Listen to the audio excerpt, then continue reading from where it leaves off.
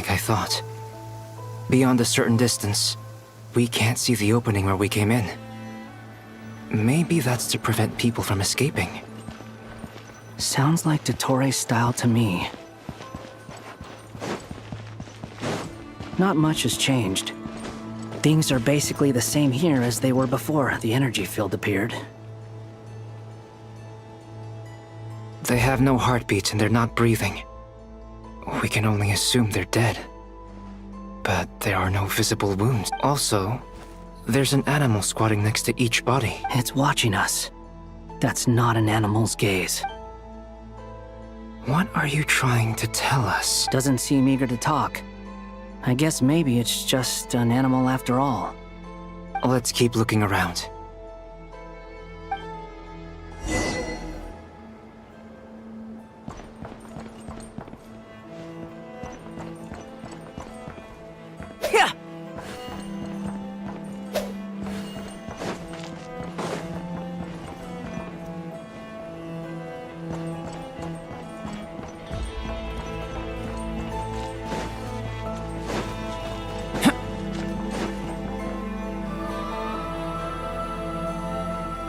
Same situation everywhere. Not a living soul in sight. Well, I think we can safely rule out the possibility that they're all pets. Is skirting around the topic your way of showing consideration for— Just being cautious.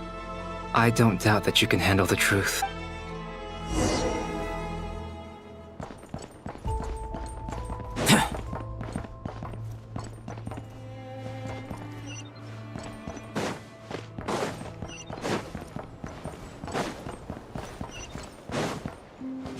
Careful. Please, help us. Please. Over there, I hear a voice.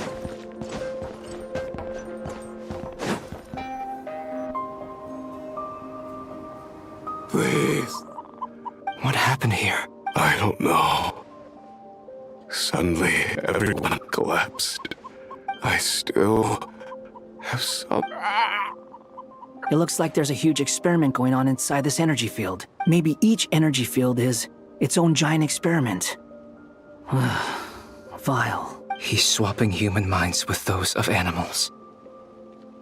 Even without the other circumstances, this would be an extremely radical experiment. Those people may have lost their sense of selves, but they are not fully animals either. If they were, they would have left.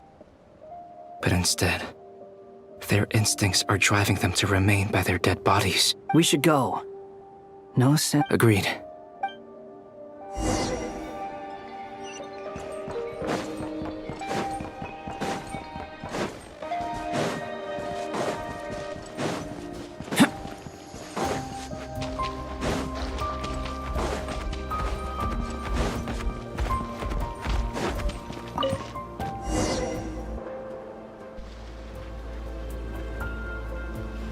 You're back!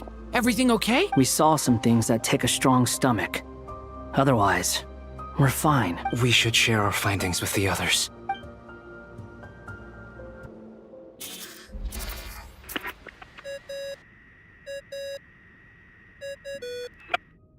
Yes? Who is it? Miss Nefer, it's me, Albedo. We found a way to break through the energy fields. With enough control, it's possible to tear them open using elemental energy. Also, we managed to take a look inside. Dottore is carrying out his cruel experiments on an immense scale. Any residents who have failed to evacuate in time will likely meet a grisly end. Sounds like he's living down to our expectation. Might I ask how things are proceeding on your end? I'm just about to get started. I'll be in touch once I have a result. Understood. Stay safe. I will.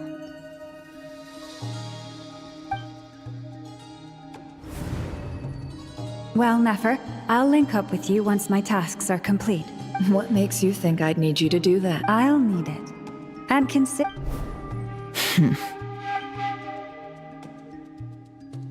Let's begin. Entering simulation mode.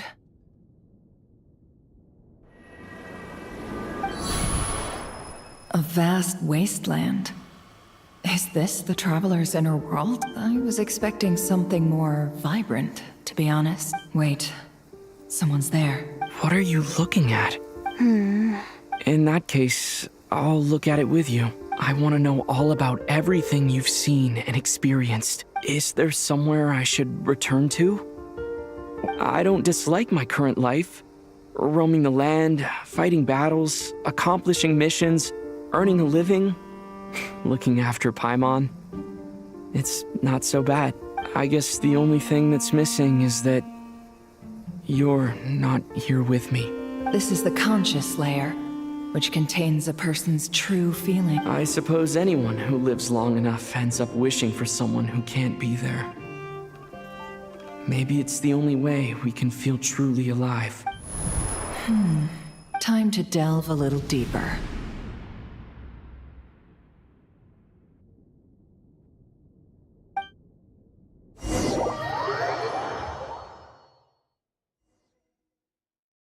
Nasha Town is hardly the optimal choice for a place to live, but it has character and a reasonable population density. What are you trying to say? Oh, don't be nervous.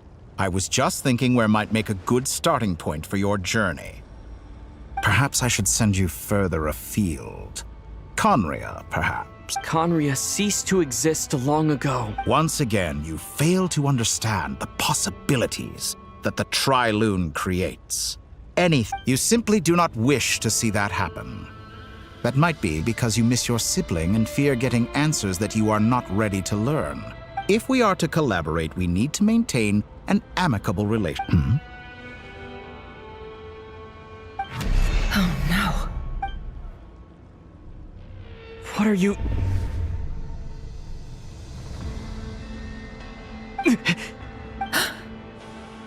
What are you gonna do? Don't move. Something unwanted has crept into... Oh? Gone as quickly as it came.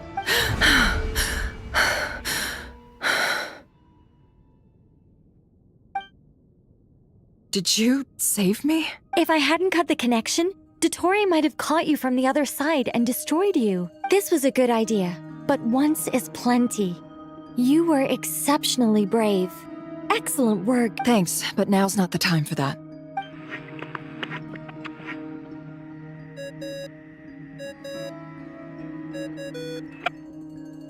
Albedo speaking. I think I know where he is. What is this endless darkness? I can't see anything. Even though... What happened? Ah, sorry about that. I take it you didn't notice. Just now, a friend of yours took a little peek into your mind. Could it be Nefer?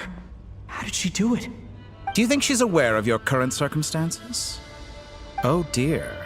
Have I stunned you into silence? I only wanted to slow down your time a little so I could stop your intruder in her tracks. I must say, I'm finding the ability to adjust the flow of time rather intriguing. The moment you closed your eyes, a whole month passed before you opened your eyes again. But only for you. No one else was Point taken. You've proven once again that you have God-tier powers. Oh, you misunderstand. This wasn't about proving a point. I was testing things out. I find I learn best by doing, and I have to admit, time is not the easiest dimension to control. I only wanted to make you sleep for a short while, but it ended up lasting a whole month. I hope you're not angry with me. It was only a month's discrepancy, nothing too serious. Had I been off by a year... You could have frozen me for millions of years. Millions of years? To what end? I wonder if you don't understand humans all that well. They are very pragmatic creatures who understand only that which they can perceive with their senses. If I had you sit here for a week, I imagine people might sympathize. But if I left you here for 100, 1,000, or 10,000 years, the sheer size of that number would cause it to lose all meaning to them. They would not have the capacity to comprehend your suffering. And unfortunately, while gods do exist in Tevat, it is ordinary humans that account for most of the population. Their lifespans are so limited their bodies so fragile. Did you ever really hope that they could begin to understand someone like you? Your long life and unique origins make you fundamentally different from them. How long will it be before they start to treat you like the alien you are? Alien? Even I feel bad for you sometimes. This world has made you into a slave. So many times you have served its will. You have been treated most unfair. I can change that. I will grant you.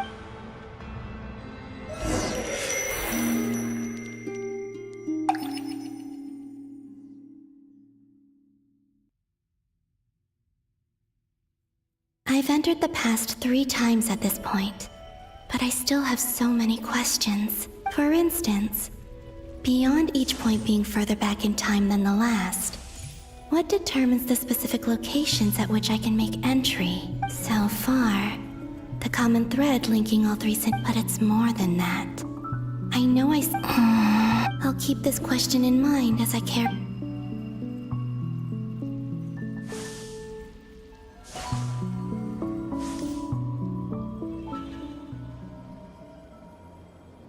Humans, you never change.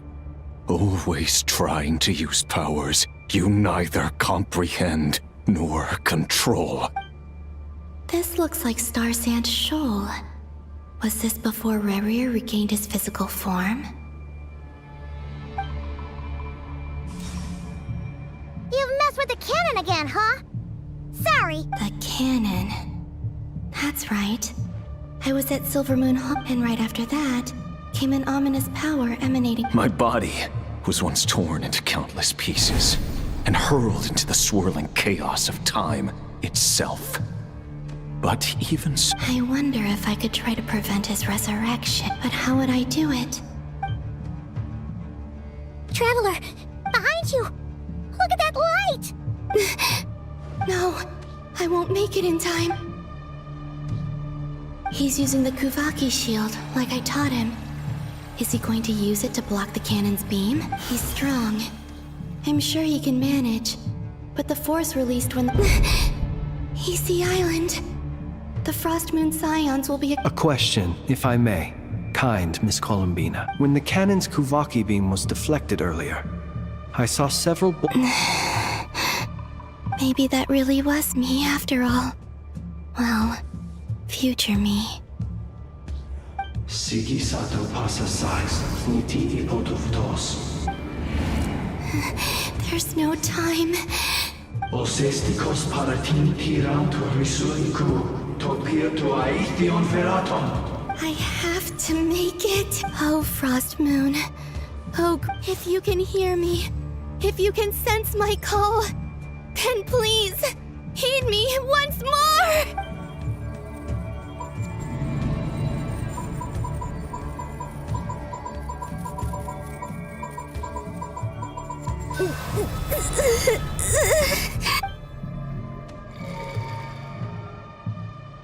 Did it work?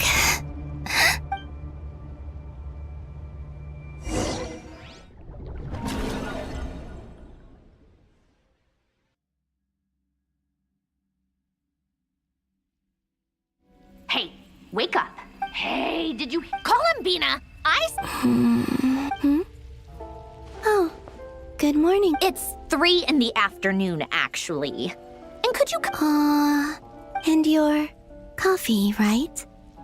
It's so bitter, but it smells. It's like you were raised by wolves in a forest or something. What did you drink growing up? Grass tea? The Frost Moon Scions certainly led a more frugal existence. Then I'll bet you've never eaten one. It smells delicious. That's because it's a Fontanian recipe. Rosaline will be here shortly, but if Hey, at least let me finish before you... Or did the rules not apply to you because you're the... Of course they are. I was worried they might contain traces of machine oil. What? You know, there's something I've always wanted to ask you. I mean, I'm sure their food was awful. Well, life there didn't go. What were you expecting? You're a god. Your followers are gonna... Surely you can just answer a few prayers here and there in return for the free food and drink.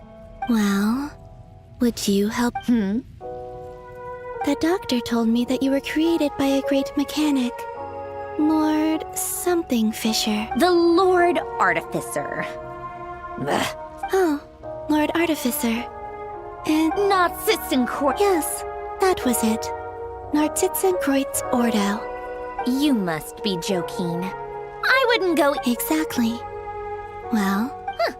What do you know? In his later years, Alain did ask me if there was anything I wanted to do. Who's Alain? He was the... You know what? Let me ask you this. I'd also like the freedom to come and go as I please. Not to burst your bubble, but no such place exists in the world. Now, take your snacks and scram.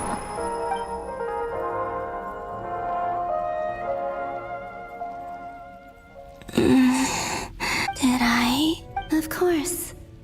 I'm back here again. I dreamed of events from my past. Sandrone, I miss you all so much back there.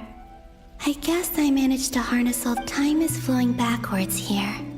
That mystery ally everyone talked about. I can sense that there isn't much more power. What lies at the end of all of this? And...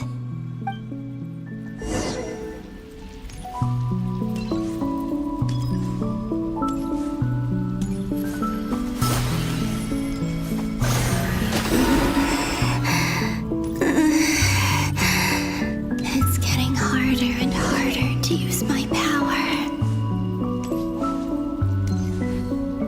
I'm no match for the Abyss in this state. I need to avoid the contaminated fragments.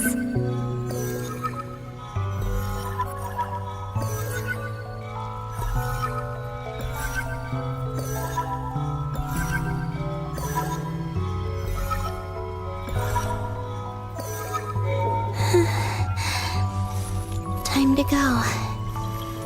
I wonder where I'll find myself this time.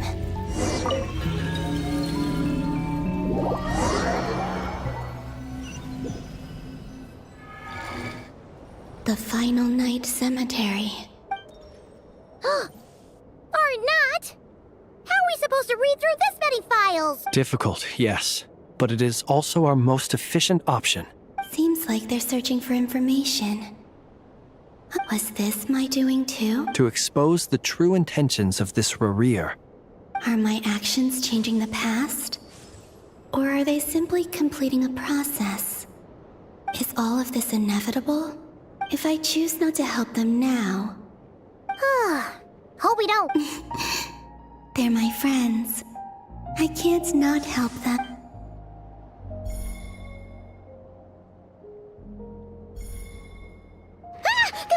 Ghost! And the other one was... Hey! Another file's moving!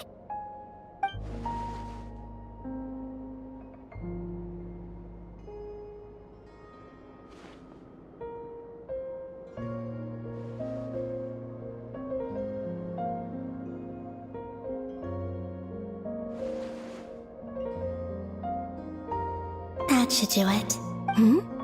Luanatar? You... can... Wait!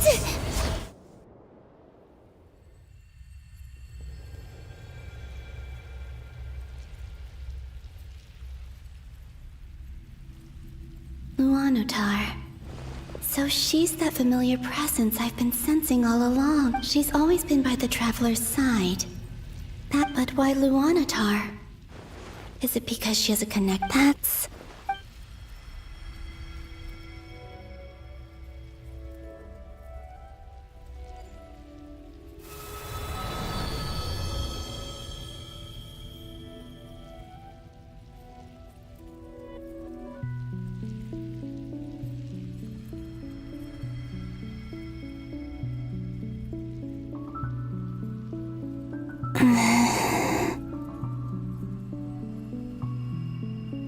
I cannot sense any power up ahead. just a void. This is likely my final chance to enter the past. It's now or never.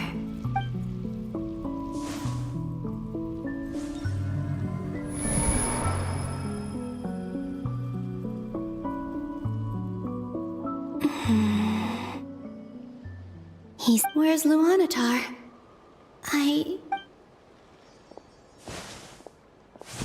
Oh, seeing Enefa and Aino reunited. No. Stay calm. Think, Columbine. A way back.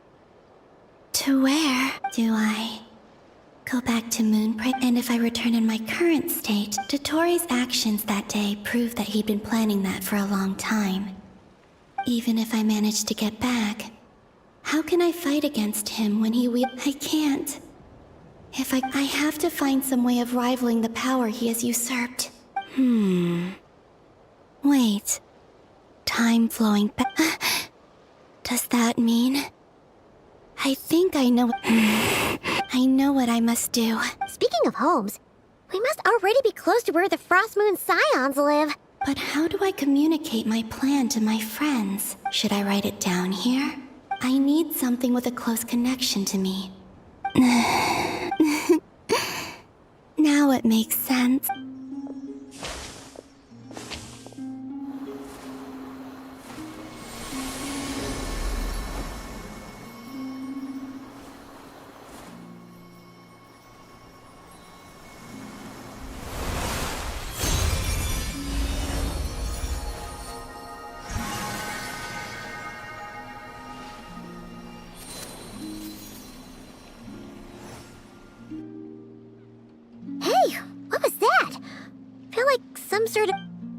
It was I who brought Luanatar into being.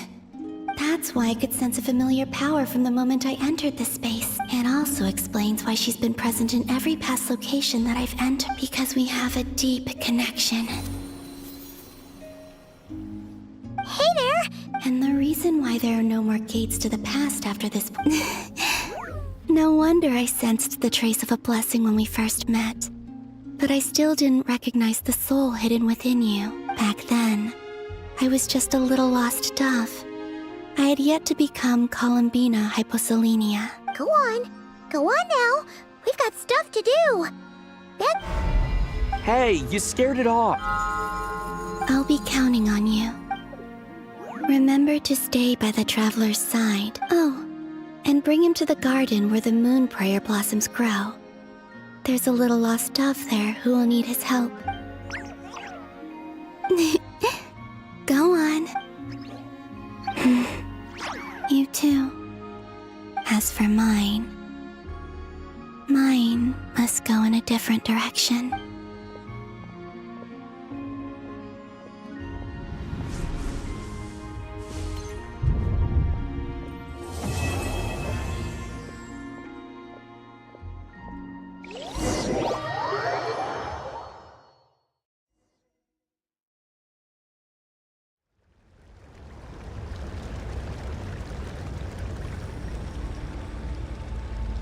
How would you like to experience the thrill of never being held accountable for your actions?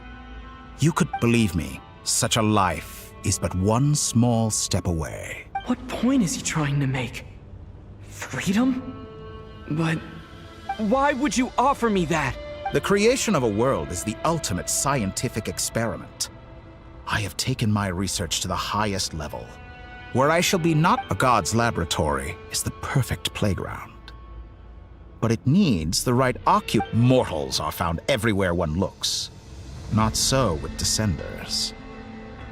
I'd prefer my first... So the condition for entering the new world is to take innocent lives. Could I really bring myself to kill others for my own benefit? Have you made up your mind? I can't do it. Your playground is no place for me. You're putting your hopes in the wrong person. But we both know I'm not quite the hero you say I am either. I have my own reasons. You've grown a lot since we last met. But there are still Why don't I lower my requirements a little as a gesture of goodwill? I'll give you a little time. And yet you already sound less defiant than a moment ago. The benefits appeal to you because you can read the signs of the time. Why don't we return to my research facility? Your last...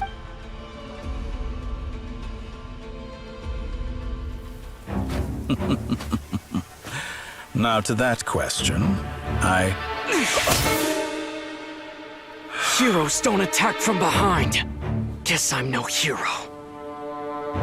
This is most disappointing.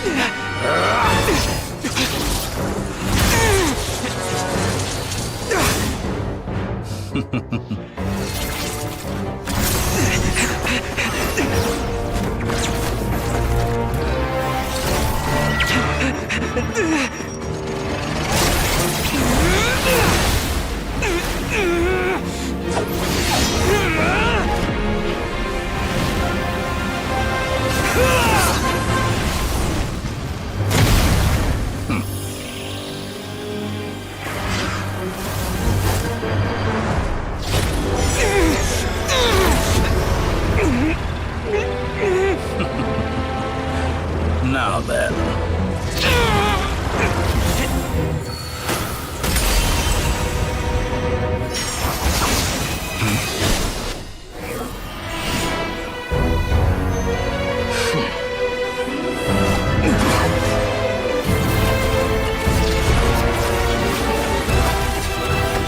A new face. Interesting.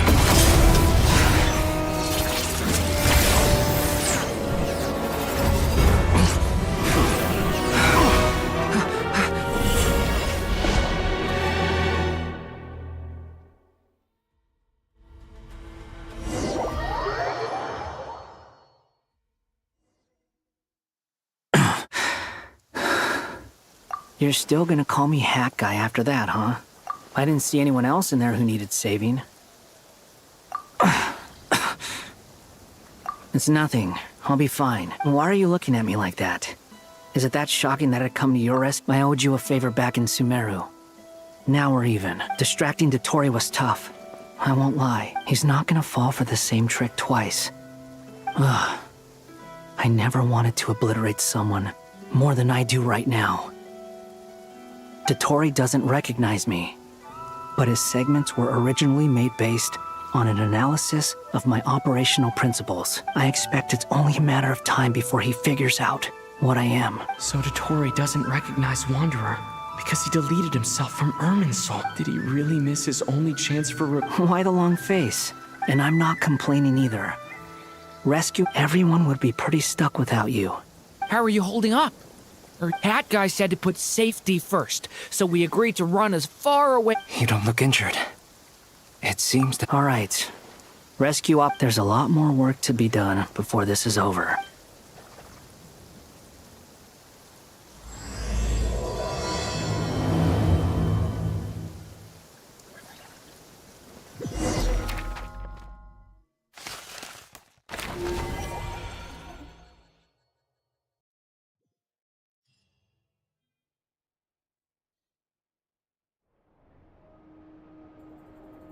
Understood. I will bear the Tsaritsa's degree in mind. I don't see what's so awesome about it, though. Does he really think everyone else is as immature as him? I'm not stooping to Tartaglia's level. I thought you might say that. How's your progress? Quite promising, actually. That alchemist Albedo gave me a few ideas. Remember how I asked you to look up some files for me? That stuff on the Nachtschitzenkreuz Institute. René de Petrichor and Jakob Ingold. Alain Guillotin despised René's theories and methods, but he never managed to come up with better. I thought Alain was like a father to you. And what would you say if Linny and his friends one day learned something useful from someone you utterly detested? I would applaud them for it. That would mean that they have surpassed me. For all we know, Alain Guillotin might have thought the same thing. Not that it matters. Once you die, it doesn't matter how great you were in life. Hey, come on out. They're back. Huh?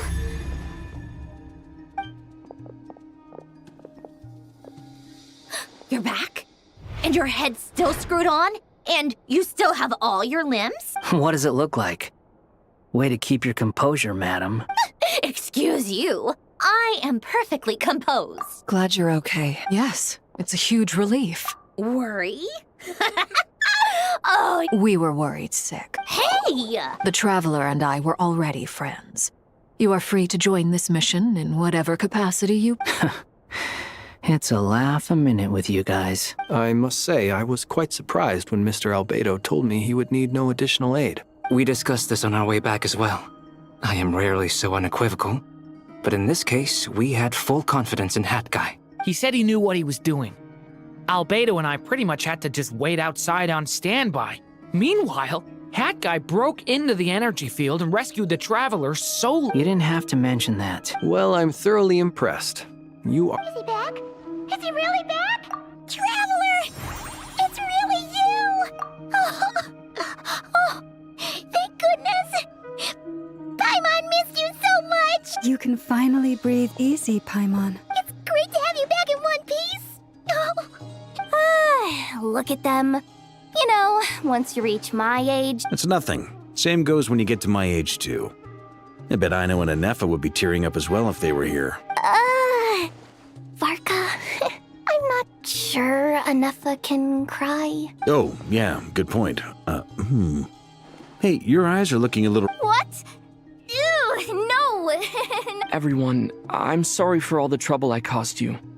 But while I was being held captive, I learned a lot about Dotori's current capabilities, and what he plans to do with them. Allow me to explain.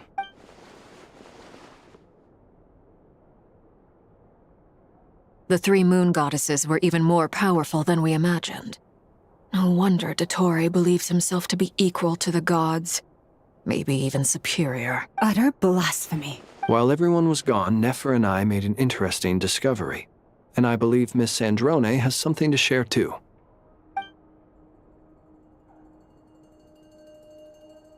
Called it. Getting rid of a pesky troublemaker like her is like trying to clean up after a crumbly cake. Our next step is to find a way to bring her back. A place where time flows backwards, with no destination in sight. Surely it must... It sounds like she's on a specific path through time, just traveling in the opposite direction to us. The question is, where does that path lead? Or will it keep going to infinity? We considered that question as well. Strictly speaking, time... Indeed not. Every road has an end. Nicole! You sure loved quietly sneaking in mid-conversation. I do, in fact. It's something I've always done at our mages' tea parties. You wonder what lies at the end of her road. Well, just as the world has a beginning and an end, so too does time. And so, but where Miss Columbina will end up along this road? What about the original moons? All things do. In the beginning, no moons adorned the sky. It was the Dragon King Nibelung who raised the 3 moons into the heavens, and they were shadows of the planet, born to wield Nibelung's authority and oversee the world on his behalf. They were extensions of his will, manifestations of his majesty. But then one day, they disappeared just as suddenly as they had once been brought into being. Nobody knew where they...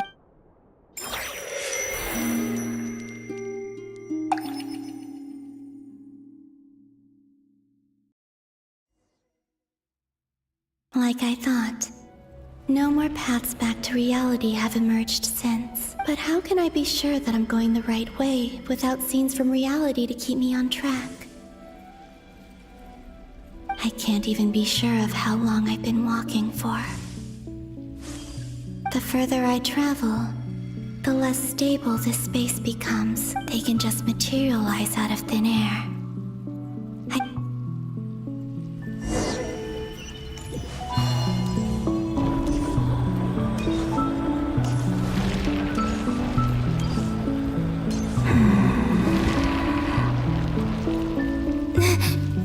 Is that the ray here of Solnari?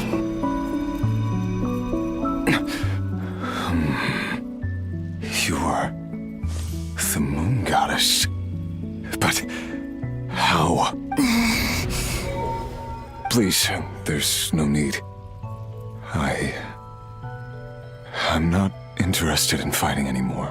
I find that a little difficult to believe. Yeah. Honestly, so do I. The way you used my own power against me was... It was a brilliant strategy. And then, in the final moment before I was thrown into this space, I got to see an old friend. Mr. Dainsleif. Right. It was so long ago now. But we were friends once. When I first got here, I was filled with hatred, remorse, and rage. How I cursed and devoured. I tore everything here apart. I was consumed, but to no avail. This is a place with no exit. This is the second time I've entered this space. Though I have no memory of the first. I was torn to shreds the moment I entered. But this time I survived. It must be partly because of this new body.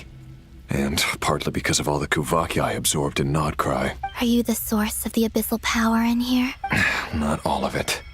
Some is from when I first arrived here and tried to destroy everything. But there was already a degree of abyssal power here before I entered. And like a venomous snake baking in the merciless sun, it tried to slither into my shadow. Tried to? Yes. Because after that, the world suddenly became silent for a moment. What do you mean? The voices in my head, they were gone. And then I saw her. Her? Thelindis. My former lover. Never mentioned that she saw a memory of Thelindis leaping into the... More precisely, I saw her after-image. I'm sure the real her is long gone. She was just an ordinary Conrian. She couldn't have survived here for very long. Anyway. If I hadn't escaped through the moon gate, my friends would have been in far greater danger. Oh. I see. Because of your power. The power of a moon goddess. What? You'd like to know how I know, wouldn't you? The one who resurrected me said so. I could hear deep lust for power in his voice. Do you mean... Dottore? Dottore. So that's what he's called. He'd been collecting fragments of my body for a long time. Also that he could resurrect me at the moment of his choosing. I had no interest in his research. But being as corroded by the abyss as I was, we were aligned as far as hunting the moons and recovering my strength were concerned. So that's why the Wild Hunt suddenly became so active in Nodcry. When I... Moon Goddess? Could I ask a favor of you? What? I know this is a lot to ask, especially from someone, but this is the only thing I desire now. What do you want? I'd like you to take a message to Thelindis for me. Thelindis? Yes, she's dead. But like I said, I saw her after-image. I can sense that some part of her soul remains here. Far, far ahead. Why don't you go and speak to her yourself? I can't. I don't know why, but I can't move freely in this space as you can. All I can see is a glimpse of her, walking away. Just like the moment when I last saw her in life. In return, I will clear these abyssal obstacles for you. No, not in return. Yeah. Why, indeed. I've been asking myself that question a lot recently. Why did I do the things I did? I'm tired of it all. Tired of the person I became. People used me. And then I think I grew tired of it long ago. But I wouldn't admit it to myself. And ultimately, that's how I ended up here. What do you wish to tell her? All of it. Is it okay if I give her the abridged version?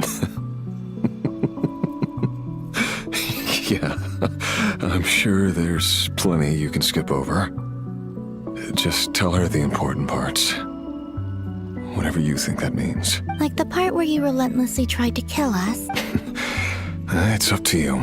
Love demands honesty. But my relationship with Thelindis was built on lies. We hid too much from each other. But after living my whole life in the shadows, I don't want to hide anything anymore. I will do my best.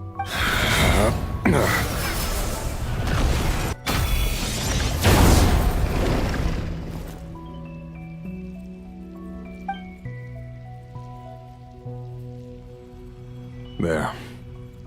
The Abyss will no longer stand in your way. Even though Mr. Dainsliff felt he had to fight you, I think he still regarded you as a friend. Dane? He said that you betrayed him. But he also felt great remorse at never having understood what you were truly going through. Why tell me this? Because if he'd known that someone could take a message to you, I believe that's what he would have said. Thank you. It means a lot. I know this will sound strange coming from me, but don't die, Moon Goddess.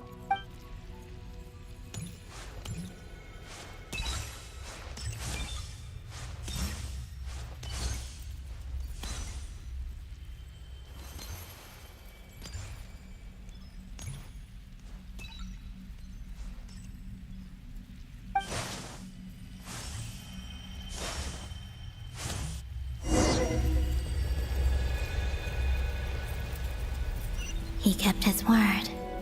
The Abyss is no longer obstructing my path.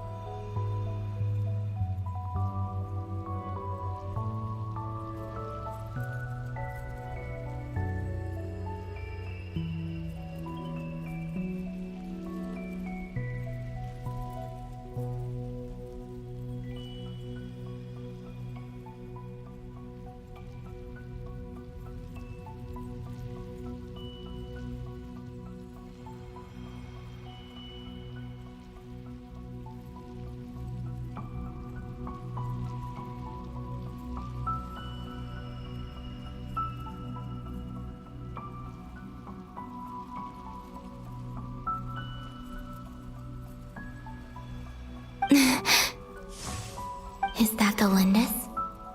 She wasn't far off at all. And yet, they can never meet. Hello, Miss Lindis. Who are you? How do you know my name? You can call me Columbina. Rerir? My Rerir? Is he well? He's doing better than he was. Better than he was, huh?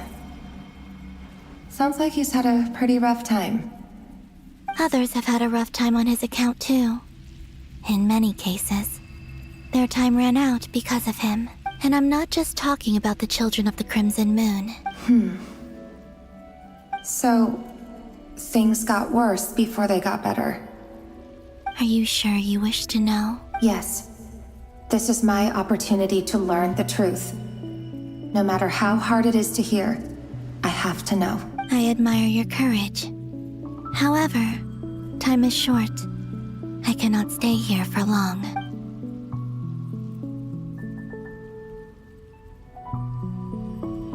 Rerir had seeds of hatred in his heart, and many people nursed them for their own ends. But in the end, he came to regret his mistakes.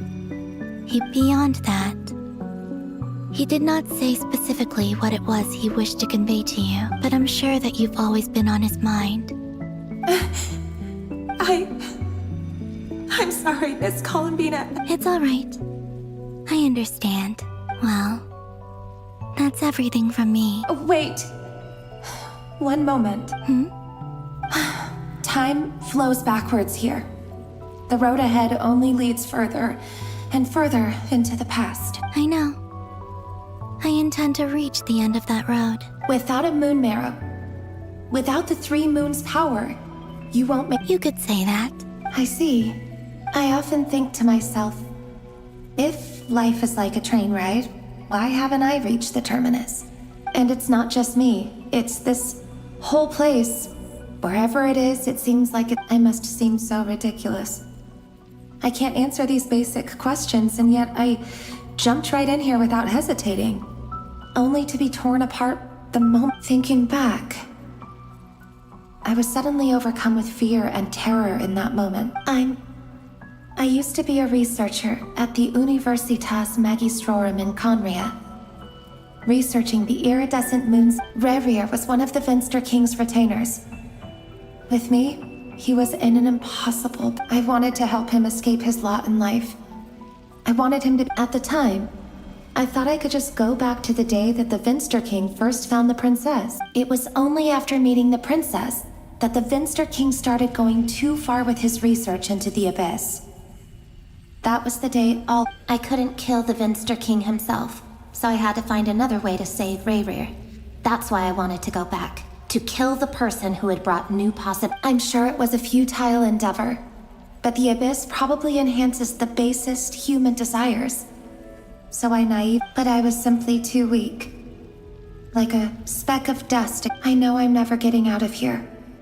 But How do you plan to help me? Have you noticed the golden energy that exists here? Based on my past research and my observations since coming, I can share what I've learned and help you understand the pattern in which this energy appears.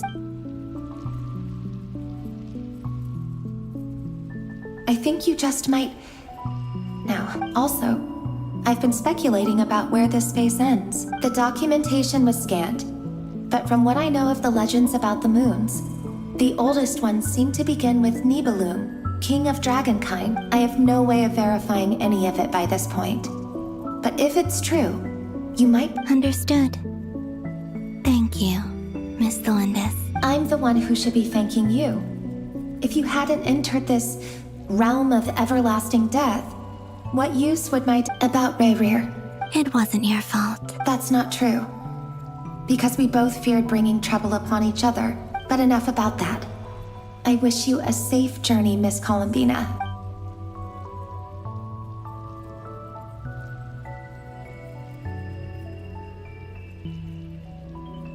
And may the outside world never have to experience pain like this again. Rerir, you're there, aren't you? I cannot see you, because you exist in the future. I expect we'll be trapped in this prison of space-time for all eternity. But please, gaze upon the past, and then sit for a while. Let's find a place to sit down together, just like we did when we first met.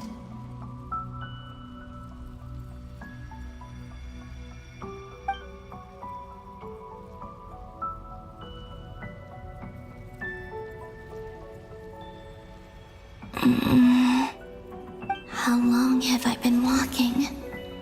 How much further till I reach the end? Is there even an end to be found? Everything's getting blurry.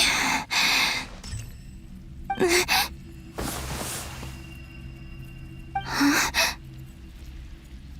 Are you all right, little sister? Have you come from the distant future?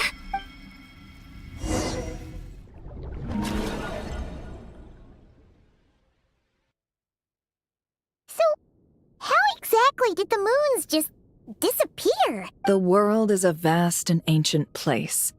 On a certain scale, all life lasts for but a fleeting moment. Miss Nicole explained that the moon goddesses likely perished in the War of Funerary Flame. The moons themselves were also destroyed at that. Am I missing something then? 'Cause the stories say that the moon... Huh, you're right! Why do their birthplaces differ? What's the difference between the two generations of moon goddesses? Also, remember what Sandrone said? Her scans detected 4 moon. Technically, the result of the scan means that 4 moon marrows were detected and positively identified as moons in that moment. In other words, this piece of information alone isn't enough for us to know how Miss... Yep. We have no way of staying up to date on whether she's dead or alive. But at least she's trying her... Yeah. She's a tough cookie. And a sore loser, too. We have to... As much as it pains me to say it, we've got no chance of beating that maniac is going to devour everything in his path until he reaches us. We need to find someone, or I'll be frank. Our only hope of defeating this false god is with a real moon goddess on our side. And I know that even she was no match for him when he attacked, but... We're not giving up on saving her, whether she can defeat Dottore or not. Right. Don't worry, Miss. No one's trying to argue that we can only justify saving our friend because it will help save the world. So... Absolutely. Duh! She's part of the gang! Yes, I know. You don't need to labor the point. I knew that the moment I came anyway. As for how we get Columbina back, I've been working on it. I'd probably get there if I could continue my calculations, but the computing power? No, the issue isn't energy, it's processing power. There's so much data to get through that the whole... That's a tricky problem. René de Petrichor of the Nazissenkreuz Ordo once foretold the fate of the world. But I don't know how. However, that won't work for me. His methodology was vastly different from my own. This is so annoying. If I'd known we'd run into a bottleneck like this... Well, no, the design bureau's a bust as well. Curse that Dottore! Oh, what do we do then? You don't get it, do you? And I need accurate results, not vague prophecies. Where the heck am?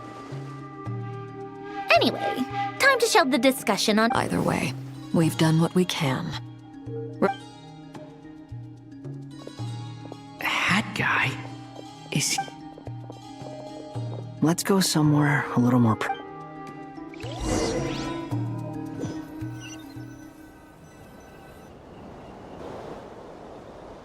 You know that Dory went back to Sumeru. Yeah, she mentioned she was planning to head back. Things aren't looking good for Notcry. She's gone to spread the word so that, from what I know of Dottore, there are 2 possible reasons why he hasn't made a move yet. One is that he's still working through some kinks in his new powers. The other is, he wants to see how we're going to react. He'll easily devour everything eventually, so I guess he's in no rush to make it happen. The first false god he made was me. Now it's his turn. Even though my records were erased from Irminsul, he once told me that becoming a god was like turning yourself into a hungry wolf or giant serpent to devour the moon. Clearly, he's always wanted to get his greedy hands on divine authority one way or another. In the desert of Sumeru, there is a chessboard built by King Deshret, also known as Al-Ahmar. I don't know if it was a real game, but creating games and setting rules. Now he has the Trilunar Authority. His power is leagues beyond the common people. I don't think there's any point in other nations rushing to the front line. They're better off focused. Either way, Dori will inform Lesser Lord Kusanali. The Seven will have some recourse available. If nothing else, their protection should keep the rest of the world from descending into chaos as quickly as Nodcry has. So on the bright side, even if Nodcry is doomed... That's good to know. But I'm not ready to give up on Nodcry yet. There's a word for people who refuse to let anything go. It's called being greedy. Maybe it sounds greedy to you, and probably naive too. But whatever you call it, that's what battles are fleeting. But the will to fight is a long-term commitment. Give up for even a moment, and your resolve will shatter. Why do you always feel the need to do the right thing? I mean, who's gonna criticize you if you fail? Don't take this the wrong way, but Dottore said something similar to me. I guess... Not necessarily. It's less about belief for me. I just want to know how determined... You look kinda worried. If your arch-nemesis was about to achieve their ultimate goal... That's true. Dottore is about to become an omniscient, omnipotent deity. Still, you're calmer than I expected. Obviously, I have to admit that my past self was a reckless fool who misunderstood not only the point of revenge, but how to achieve it. And as much as I want my vengeance, I know I'm not gonna get it by acting alone. If the world's taught me anything, it's to think before I act. Too bad it never taught me any other virtues, though. So, what's your plan? I'll get to that. First, just like Paimon said. How much do you trust her? This is a serious question. Although she's with the Fatui, she has her own values, and she's helped us a lot. If I see no reason not to trust her. If you say so. In that case, the three of us need to talk. I have some thoughts about her computing problem. It can be solved, but it will come with a cost. How much? If Sometimes your heroism really backs me into a corner. You know that? Come on, let's go talk to her.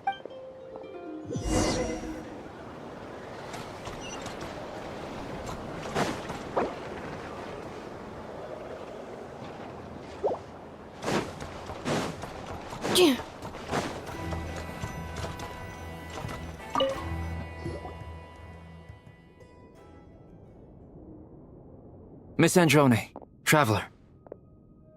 Hey there. Paimon's here too! She was just helping them sort through their things. That was fast. Well, you said it was urgent. So... Albedo, I have some alchemy questions for you. I see. Looks like my...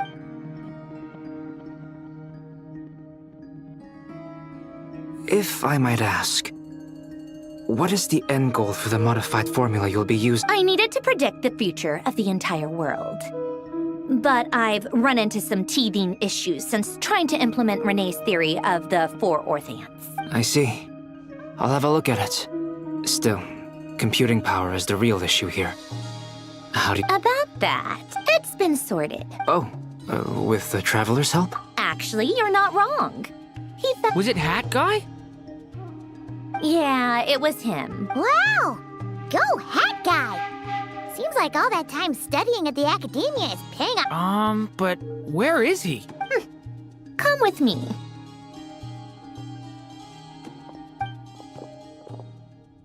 Hat Guy? Hat Guy! No response. Hat Guy mentioned that he was a puppet. It seems that his... I presume this has something to do with the That's right. He and the Traveler came to see me. Wait, what? You have a solution? Would you calm down? Why do you always react so hysterically to everything? Excuse me? How would you know? You shouldn't be so... Oh, please. It doesn't take that long to figure out that you have a temper.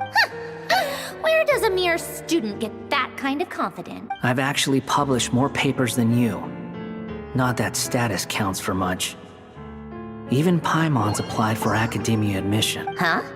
Are you serious? See? This is why I can't be bothered to explain myself. She recognizes no one's skills but her own. Okay, fine. I'll hear you out. This world itself is constantly processing all kinds of information. If it's the world's future you're trying to calculate... Easier said than done. Only Wait, is that what you're suggesting? But surely we can't just plug my formula directly into the ley lines. You should be able to tell that I'm not human, right? Yeah, I noticed. The technology, though. Conrian, to be precise. I'm what they would have called a puppet. Puppets need an energy source and processing power. You. The Traveler and I have talked it over. He's willing to vouch for you. So, it was built using wood from a silver-white tree, which makes it a small part of Irminsul. Conrian technology and Irminsul wood. Are you sure about this? A puppet without its core will cease functioning completely. And I can put two and two together, yet. I won't lie to you. This is... Doesn't matter. Did you two actually talk this through? Yes, we discussed it. The bottom line, let's give it a shot, shall we? Honestly, I have no clue where this kid even came from. But for whatever reason, he lent me his core to use in my formula. I'm very close to finishing my calculations now, and the core is currently in use. So I'm sorry, but I can only show you a sketch right now.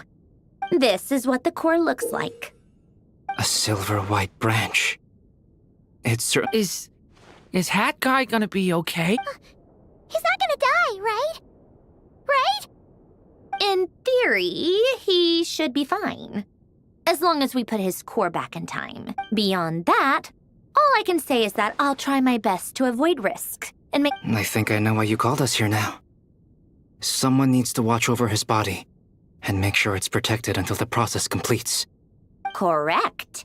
He said that the only ones he trusts here are you two. He will have our undivided attention. Aw, Hat Guy. On a more positive note, things are progressing steadily on my end. I'll call everyone in for a meeting.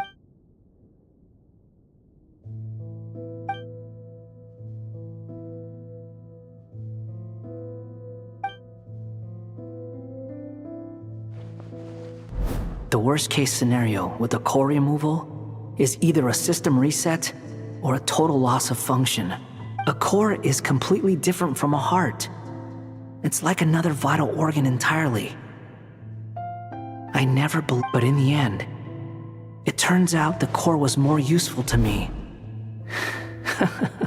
Do you think there's any difference between a puppet and a human? If not, I have already experienced both a past life and a next life. Part of me wonders whether I'm only capable of making this decision because I've become a...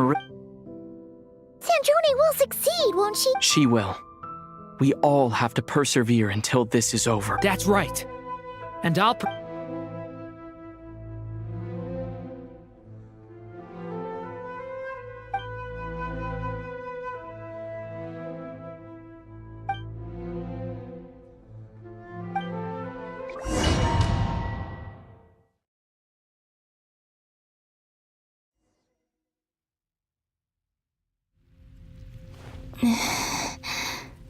Who are you? Call me Sonnet. You have the same power as Canon. Sonnet. So, you're the goddess of the iridescent moon? Oh, goodness. You recognize me?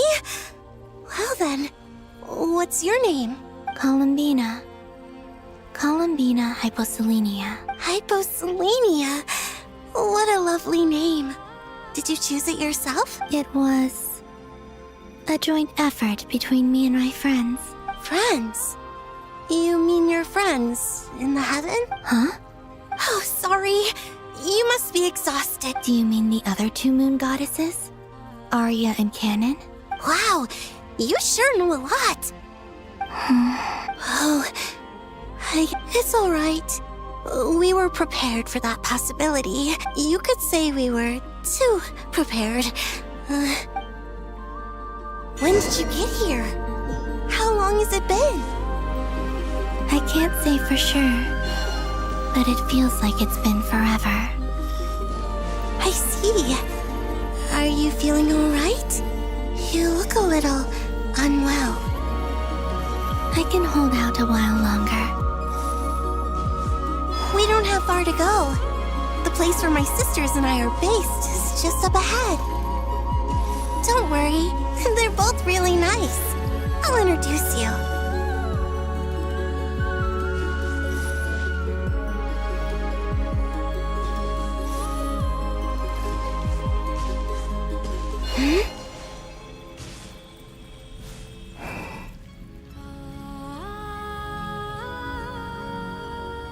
Sisters! I'm back!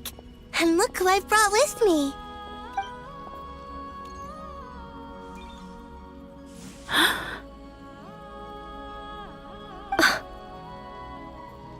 It's our lovely little sister, born in the far future. The pleasure is all mine.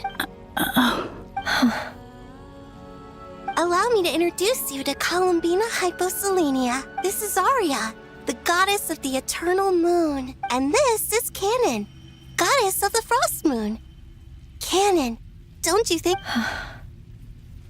Hello, Columbina. I apologize for our startled It's fine. You seem shy. Don't worry, Columbina Hyposelenia. Could you tell me where here is? Please. My dear sister, this is where Tevat's original ruler, the Dragon King Nibelung, imprisoned the moon goddesses. What? You're scaring... No, I'm fine. Please, continue. Nibelung, our original master, created us in the distant past to maintain Tevat. But he left this world and traveled into the dark universe beyond, to explore worlds vaster still. Day and night, we fulfilled our duty in the heavens, until the day that the first descender arrived. The great ruler of the firmament. The heavenly principles. Is that what later generations call them? I see. But we did not reject them at first, nor did they seem to harbor ill intent towards this world. We coexisted in peace. They were like a guest in our home. Slowly, however, we came to realize that our guest had a growing desire to change and dominate the world. And you didn't stop it? No.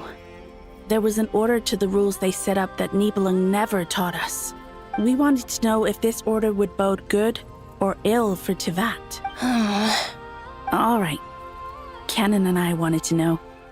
Sonnet was against it from the outset. Later, we discovered that this great ruler of the firmament bore an almost paranoid hostility toward the desire of certain life forms to seek power. Or perhaps they feared them. They would even cast down celestial nails as manifestations of their power, to punish the civilizations of the world below. Only this was far beyond mere punishment. Right. Their rules brought order, but the price people paid for merely testing the limits of those rules was far too great. I did everything in my power to help the punished escape catastrophe, but still, too many lives were lost. The ancestors of the Frost Moon Scions were some of the ones you helped. But just when we had decided to take countermeasures, the Dragon King, Nibelung, returned. And so began the War of Funerary Flame. So, that's the name the world gave that war in the future. Well, who won in the end? As far as I know, the Heavenly Principles won, although it came at a great cost. They remained in Tevat, where they continue to rule to this day.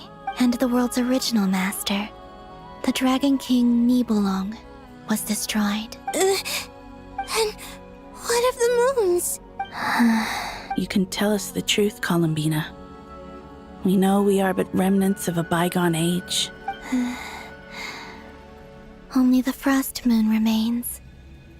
But it has been cast beyond the false firmament by the heavenly principles. The eternal and iridescent moons were both shattered during the war.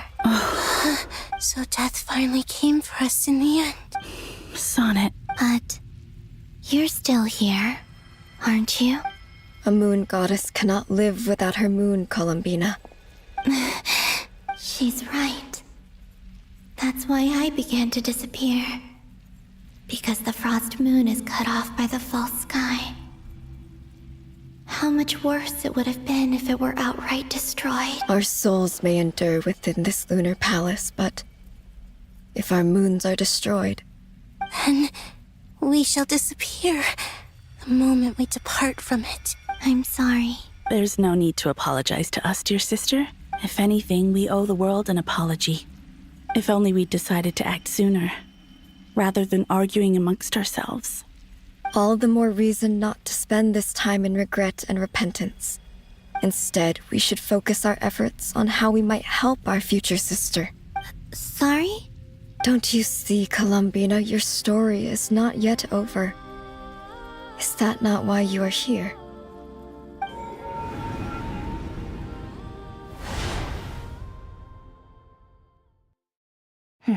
It's done. Initiate numerological array. Continue running primary process. Calculate the world's fate through extrapolation. And identify nodes of potential change. Secondary process? Scan for moons. Still 4. The number of moon marrows hasn't changed. Wait, let me think. Is it possible that there's something I've been misunderstanding about the moons all along? Variables. I know where potential variables within the world come from. So what about the moons? Like their life or death, for instance. What if being alive or dead makes no difference to a moon? But that's so strange. Even immortal gods can die. Why would the moons alone... Wait!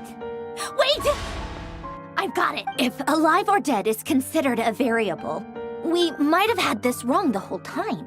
Initiate secondary process. Scan again. This time filtering out interfering perimeter, moon marrow. I don't care if they're natural or artificial. Get them out! Why? It says 3 moons still exist in Teyvat. Redo the scan. Narrow the results to living moons and real moons. No, scrap them. Why? Why is it still 3? What is this, Columbina? Has the world lied to us? Or are you the one pulling the wool over our eyes?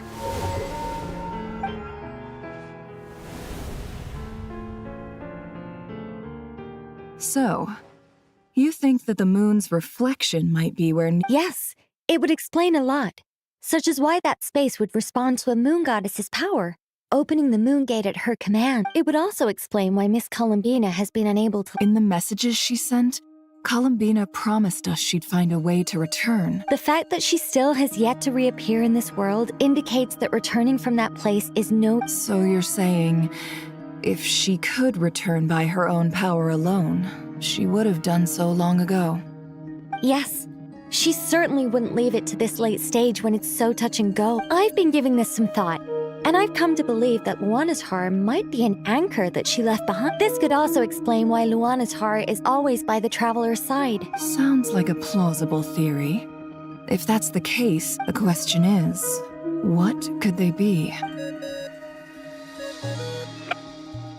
Hello? Listen up! This is extremely important!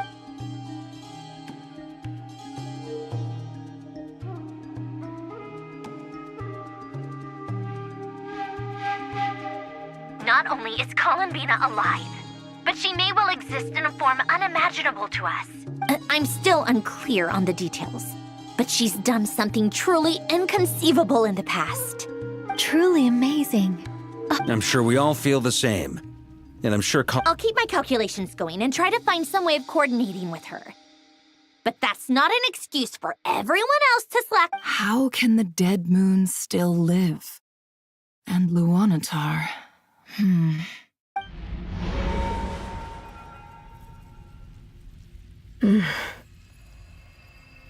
It's hard to believe that's what will happen in the distant future. Our authority is linked to the most fundamental rules of Tevat. I suppose it's no wonder that many would covet that power. I didn't realize that when you said friends, you meant people who live down in Tevat. Have you? Of course. Between us? It's like the center of a whirlpool. Everything In that case, have you tried using any of those Sorry? What are those? They're passages through which you can make small-scale changes to reality by using... Or am I the only one who can use those passages? Because part of my... Kuvaki. You don't know? It's a unique kind of elemental energy found only in Nodcry, the land from which the moons arose. Oh. Well, it's true that but there is no difference in the elemental energy between there and anywhere else. What? Could you show us some of this Kuvaki? Hyposelenia? Okay.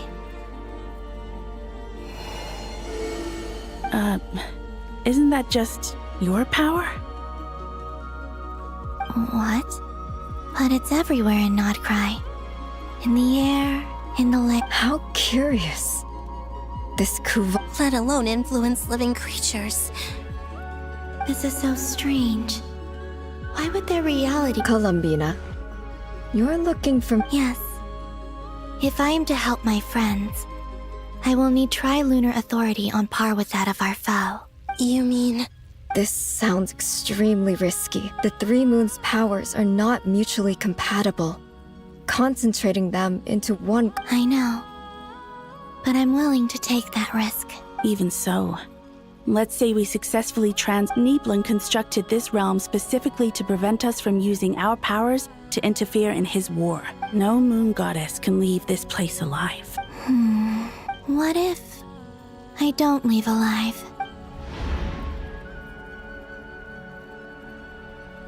Where do we even start? How are we supposed to figure...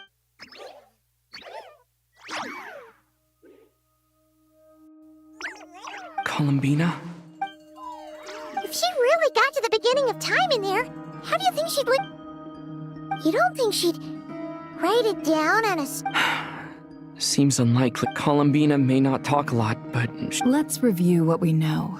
This is the Columbina who fought alongside us against the Reikir of Sol. She knows our personalities. So, if she wanted to tell us... Oh.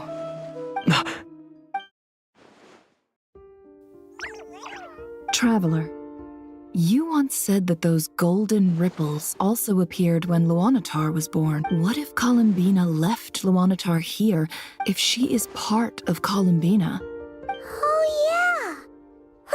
Nefer, wait. If you're right about this, and you can really see past... Oh, I know.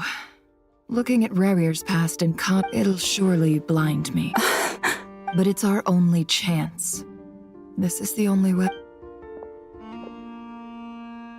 Boss. We spoke about this once, a long time ago. Do you remember what I said? But... What's wrong? I'd be overjoyed if I were you. This day's come a lot earlier than either of us expected. I need to know you'll honor our agreement. Yes, Boss Neff. I promise. Are you sure you don't want... What is there to think through? I should have gone blind after our battle with Rerir. Frankly, it's almost criminal that I got away with it for this long.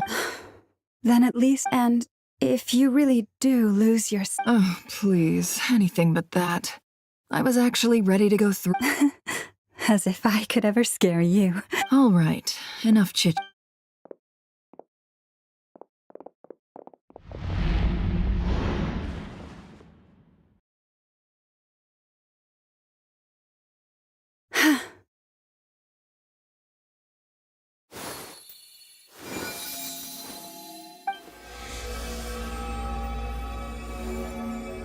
All done.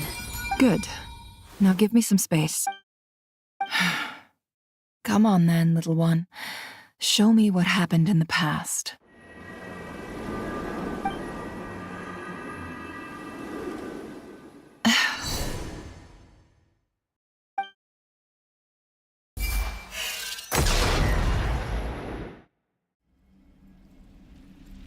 Between the Trilunar Authority, Kuvaki, and the Soul, I think I might know how to get back. Time to go talk it over with them.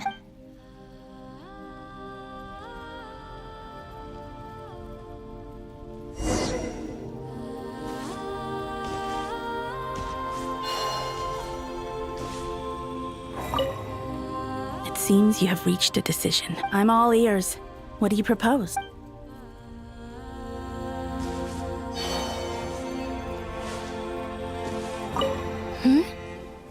Have you decided what to do? I hope it's not too dangerous. You really scared me when you said that thing about not leaving here alive. Come on, let's go find the other two.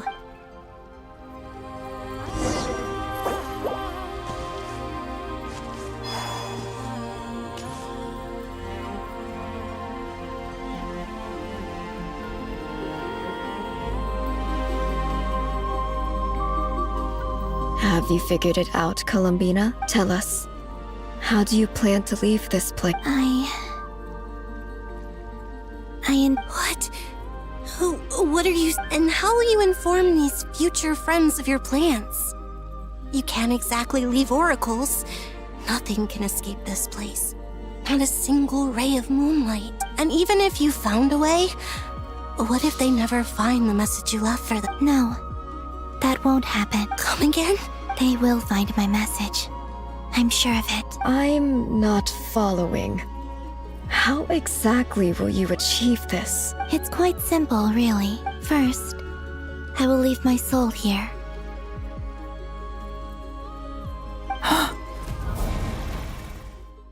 I see it. Your soul? You mean you're a divinity? Yes. I once left a portion of my soul in the future. One so small that this prison barely noticed anything. In this very moment, she can resonate with my soul across time. When the time comes, I believe that she can serve as an anchor to pull my soul from here back to the future reality. Just as gravity connects the world to the moon. Exactly. In the future, where I came from, in a similar way, I can feel a connection to the soul fragment I left behind even now. But how do you just leave your soul here? Is that even possible? On my way here, I met an ordinary mortal who entered this place long before I did. Her body is long gone, but her soul remains. And before that, I encountered an old enemy whose entire soul survives here intact, while the power that once corrupted his body has faded away. So, perhaps this space is specific. Still, even if your body can escape, would it not just be a lifeless husk without the soul inside? Wait, is that what you meant? Yes. I shall turn my body into moonlight and pour it over Nodcry. That power shall protect the land and quietly blend into it, awaiting my soul's return in the future. However, I cannot do this on my strength alone. I would need your help to do this. So I'm humbly asking for your assistance. Oh, dear sister, you need not be so formal. As I said before, we are but remnants of a bygone age. You, on the other hand, were born alone in that distant future, and you have walked a long and lonesome road since then. How could I bear to let your story end here in this dungeon? Don't forget, we are your sisters, your family. Arya's right. Actually, I've always wanted a little sister. Can you imagine how it's been for me? Getting nagged by two older sisters all the time. Now, I finally get to be the big sis. And not just that, but I get to help you return to your world, too. How could I say no to that? Sonnet. Kennen? sorry. I know this is a bold request. The Frost Moon is rightfully yours, and it Oh, no, please, don't misunderstand me, Columbina. I was just thinking back on the years that the three of us once spent together. You cannot imagine how happy I am to hear of the future world you describe. The Frost Moon Scions, your lovely, kindly friends. For the three of us, whose purpose in life was to maintain the peace in Teyvat, it is a great relief to know that the people of this world live in such an abundant future. If your plan can save them, and save Notcry, I will gladly give you all that I can. Besides, the three of us have been together since the day we were born. I could never abandon them to live on alone without them. Canon. Still, I do have one question I would like to ask you before we proceed. Certainly. What is it? Why do you cover your eyes?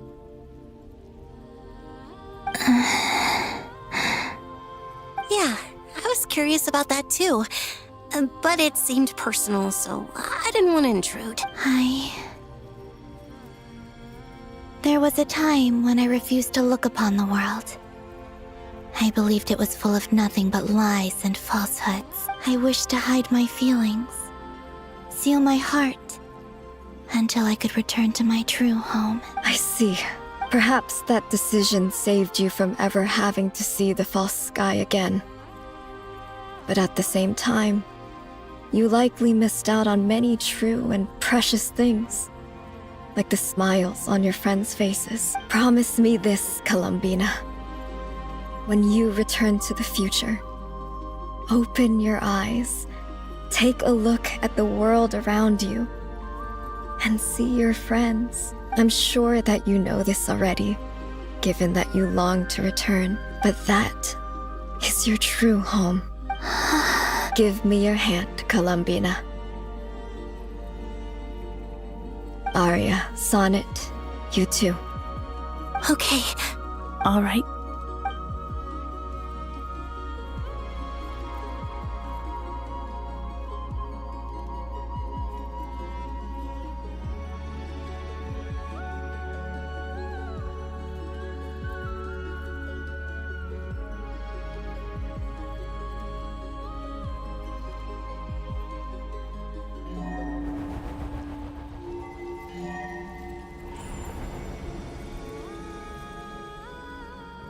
We once were the song sung for eternity, but now it is you who must continue to sing. We once were the tides in the great river of time, but now we subside, and you arise. We were the messengers of madness and inspiration. But now, the lies have faded, and your truth must endure. We are souls awaiting the sun. You must return to be with those who smile when they see your face.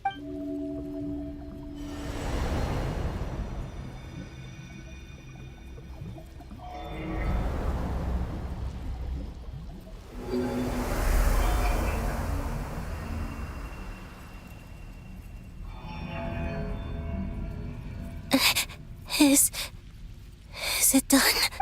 Yes. We have transferred the authority over all 3 moons to Columbina Hyposelenia. From this moment on, she is the Tri-Lune Goddess, the one and only moon goddess of this world.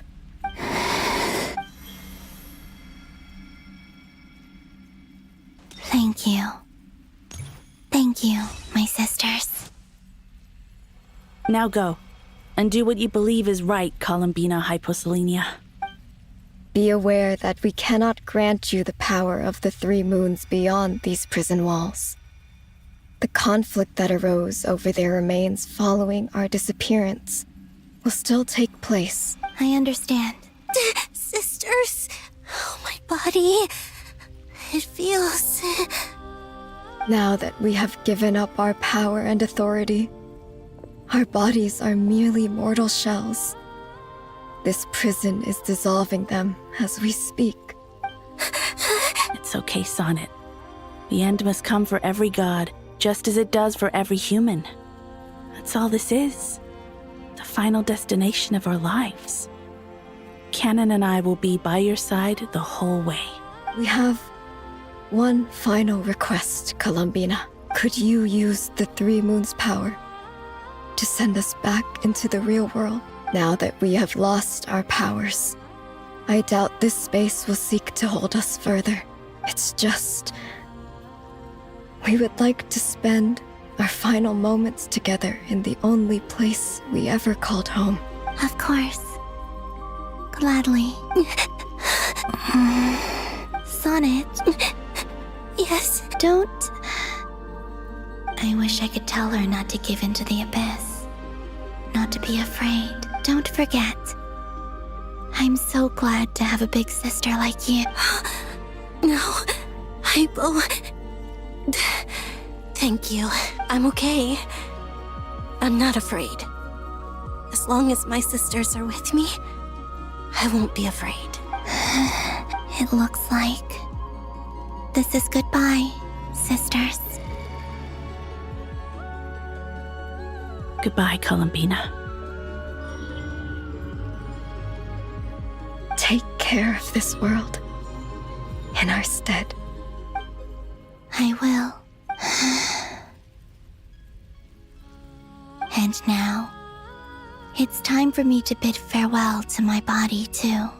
May it become the moonlight that keeps Nodcry company through the long years ahead. So this is why Nodcry was not always home to Kuvaki. It only appeared after I poured my body out upon this land. And only this land. Kuvaki responds to me because it is me. My body, answering the call of my soul, and the golden energy I've encountered on my way here was, in fact, that very soul, which I am about to leave here to guide me. O power Trilune, eternal moonlight. I, Columbina Hyposelenia, lay aside my body. Let it be cast into the dark night to illuminate the future. May it be a companion to all who dwell beneath the moon.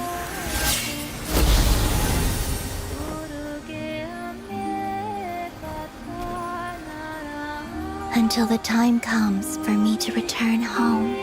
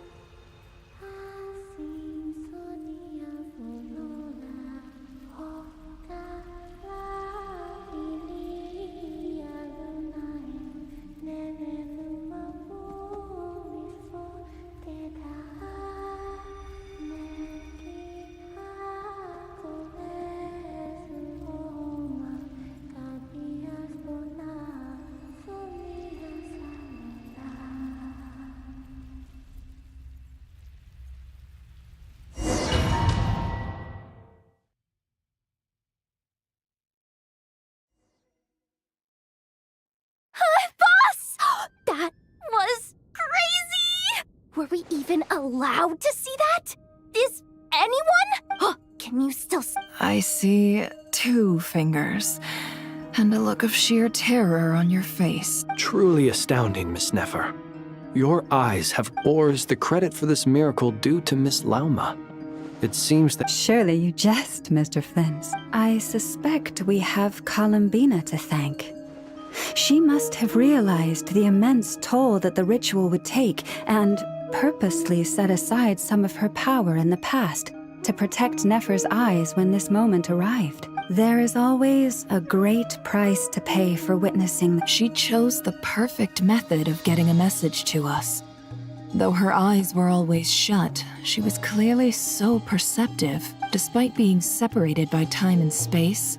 We're seeing the same possibilities and seizing the same opportunities. We still don't even know if she's okay right now. But I'll get you back somehow, Columbina.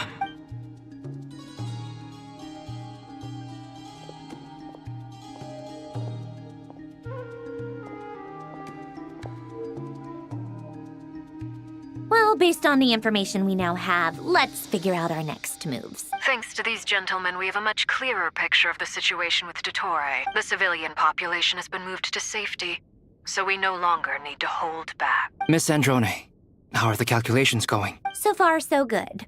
I'll keep seeing how far I can push the system, though.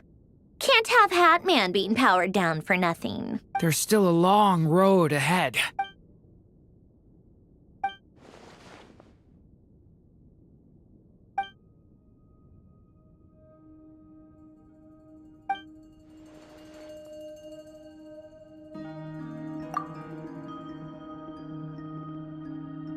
Our plan is clear. Time is short, so let's get moving. There's just never enough time, is there? Time is the bane of my existence. Ugh. Anyway, I'm gonna get back to work. All right, we'll do our part too. Yeah.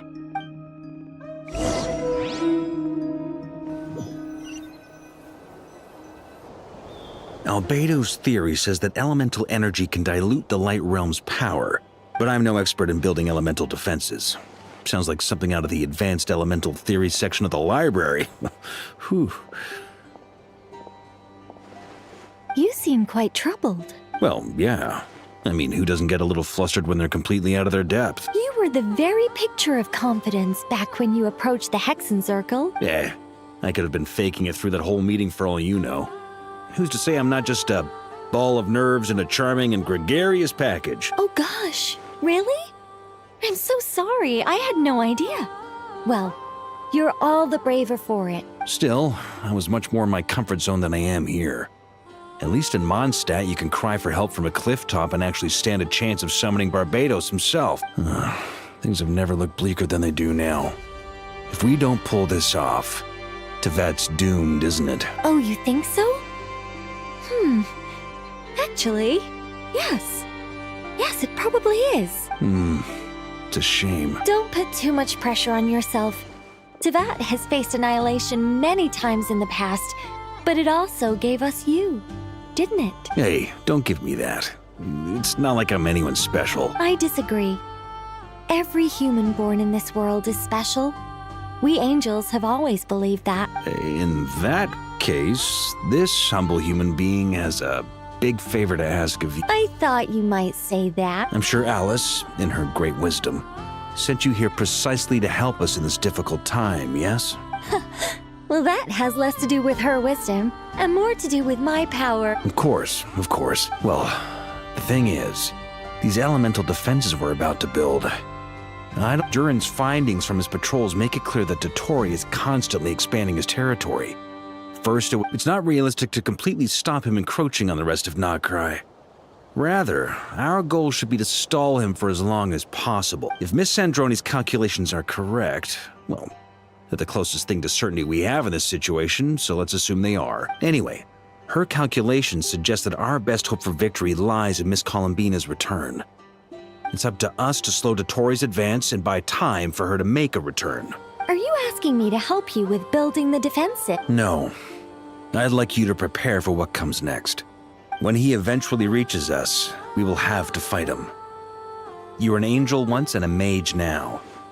I'm asking you to lend us your protection. Oh. Can I take it that you're triggering the terms you fought for during our three-way talks? Well, technically those terms were about protecting Mondstadt. But if you're happy to agree to the change in location, then yes, let's do that. You're cashing in on this much sooner than I'd imagined. Well, yeah. The way things are going, I might not get another chance. Very well. The mages have heard the knight's plea, and we will respond. To tell the truth, Alice and I had already discussed how we might help you all, so I didn't come empty-handed. I always like to be prepared. This is... wow. Yeah. This is great. Seriously, thank you. It's been many long years since I had a chance to dazzle humanity help with a little divine intervention. Anyway, Knight of Boreas, go now. May the angel's blessing deliver you safely to your destination.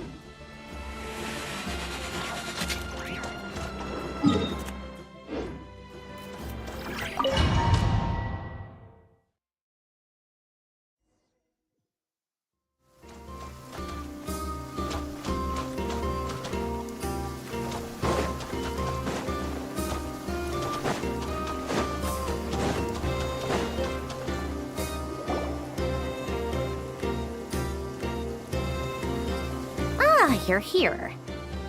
Sandrone! Glad you asked.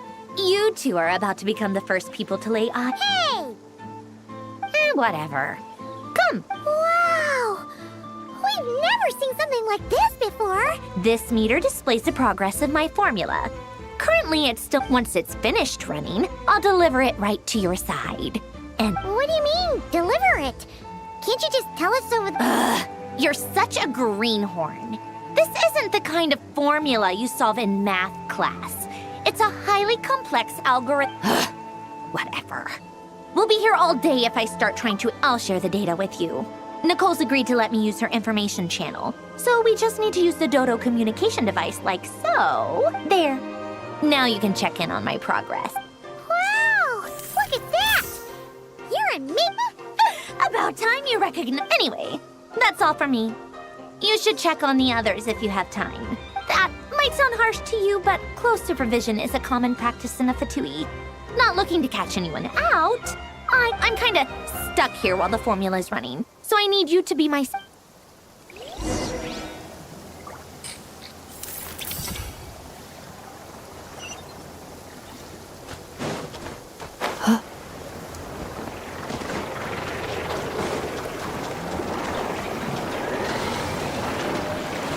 Accelerating. Yes, Miss Moonchanter? What are you staring at? You always address me in the strangest ways. Lady Moonchanter 1 minute, Miss Moonchanter the next. Yes, and? Not as such. It's just that I simply call you Nefer nowadays. Uh-huh. That's my name. What the point is, I don't add any honor. Meaning what? That... Is that how you see it? Never! Wilma! Paimon, traveler. Just swinging by to check in on you. Don't worry about me. I won't slow us down. And I give my all to ensure our victory. Ah, yes. Hold on. You're both in good shape. You're welcome. You'll have your work cut out for you in this battle against Dottore. Paimon will keep an eye on him. Don't you worry. I'm glad to hear it. Take good care of yourself, too, Paimon. Sure thing!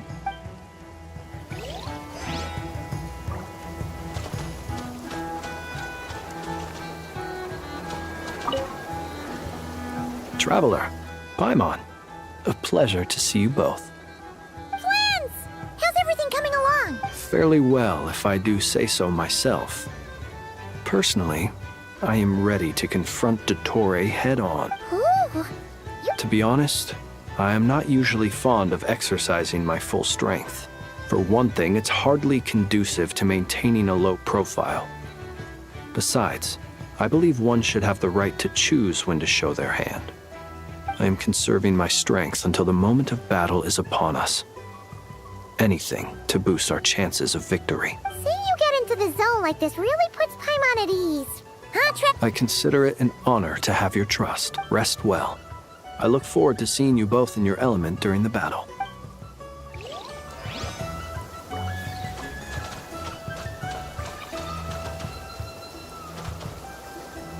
Thankfully, Miss Nicole has come to our aid. Nasha Town is now looking very well defended. Golden Flame.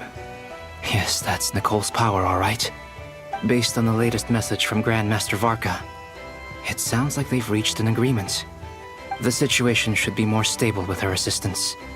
Everyone will have at least some degree of protection. Albedo! Durin! Hello there, you two. Are you well rested? That's good to hear. As per the plan, Albedo and I will be in charge of Nasha Town. As Dottore's energy field expands, it's creeping ever closer in that direction. But we will do our best to hold our position.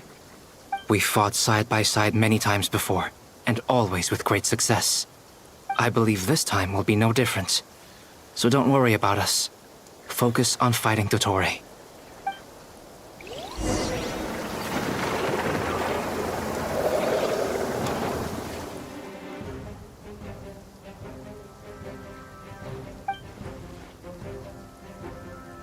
Here they come. That's quite a horde. As we expected. Get ready, everyone. Take your positions and prepare to engage. Let's begin. I'm at the ready.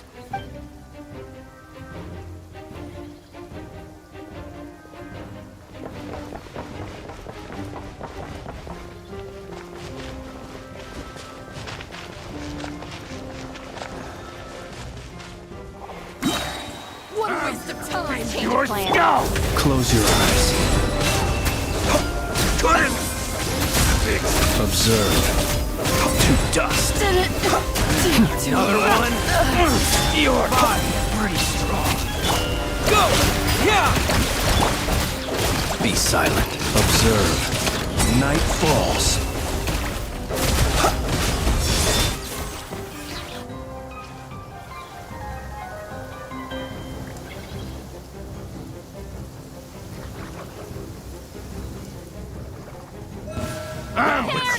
Your skull! Leave this place with one heart. The deception ends here. These creatures cannot stand against us. Oh, fighting talk. Just don't let your guard down. That goes without saying. I'm hardly the risk taker in this group. Excuse me?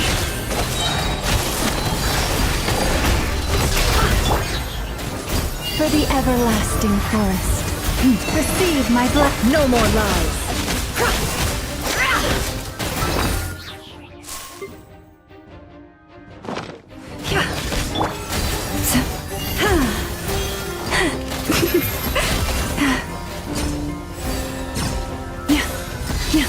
You poor lost. It all adds up.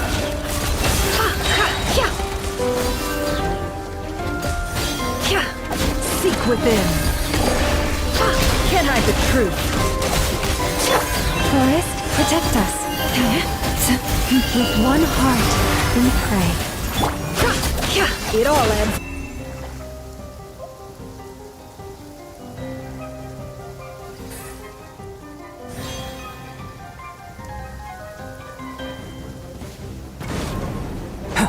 Witness my great undertaking. Stay back! Decay! New life! was easier than I thought. Naturally. What do you mean? Is it because...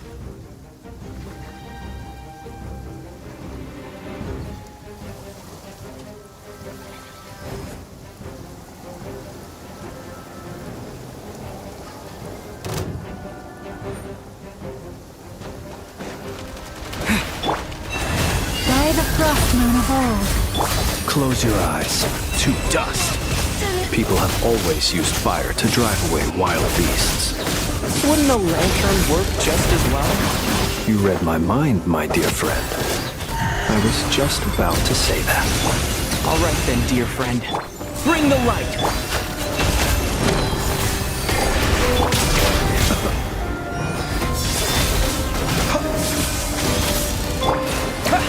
Bombs away! Taurus, protect us with one heart.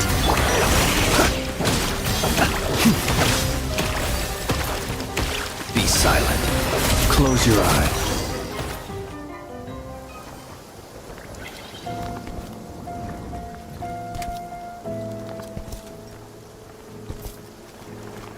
You're looking well. I trust you've had a good couple of days. Dottore. It's actually a good thing, in my view. If the subjects of my experiment were to die prematurely, it would throw quite a wrench in the works. And so, I must thank you all for your resilience. We are no longer on the same level, but you are nonetheless worthy of my respect. A creator god should be merciful and gracious after all. And in any case, it is only right that before I end your lives,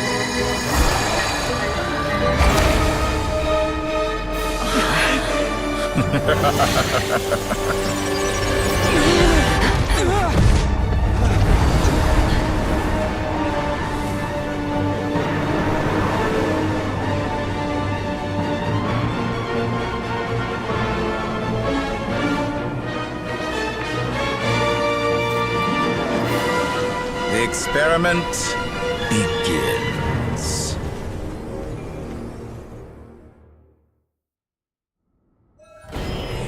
With the marrow of the three moons in my hand, behold the false moons fall!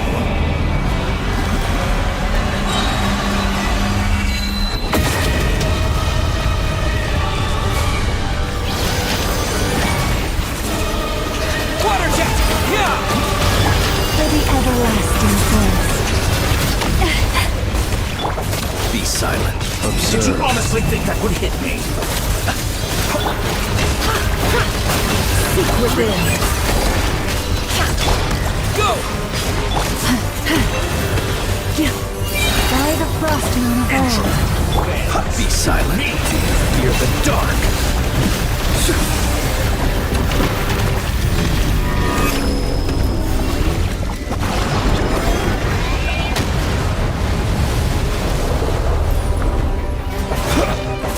Observe. Be silent. Night falls. Can I the truth? The mystery unravels. Go! First, like an ant in my palm. Are you quite finished?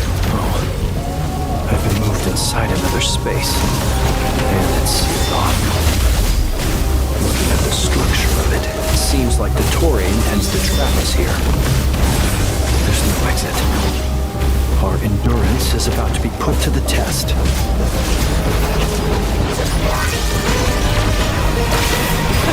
No more luck. Leave this place. Enter.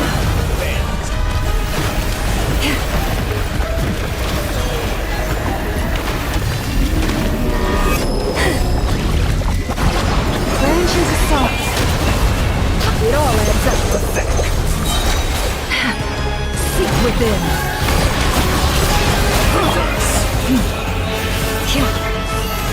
Forest, protect us with one heart. No more lies. Water jet! Wipe out! It all adds up. The deception ends here. You poor lost lamb. For the everlasting forest. With the marrow of the kings in my hand, behold the false lords fall!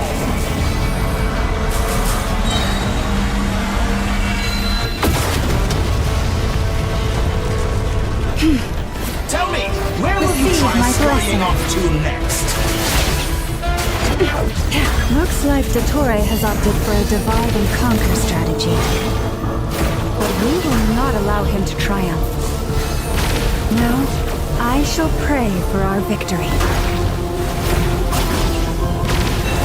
Protect us. Pathetic.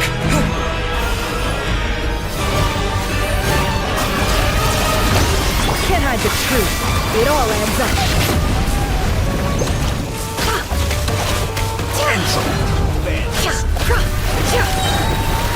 The mystery unravels.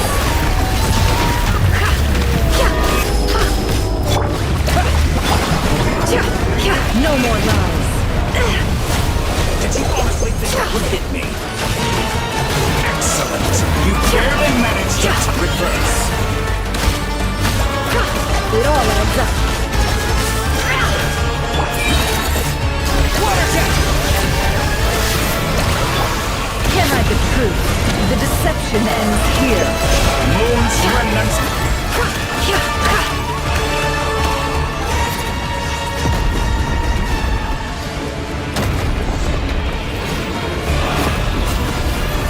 How unfortunate.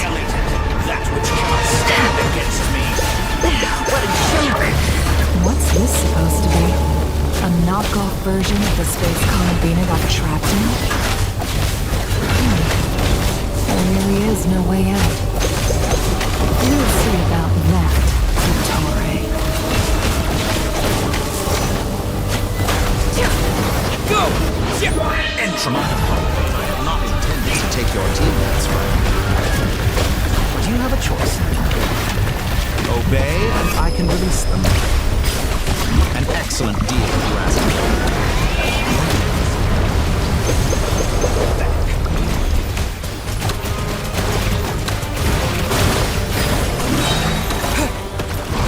Bombs away!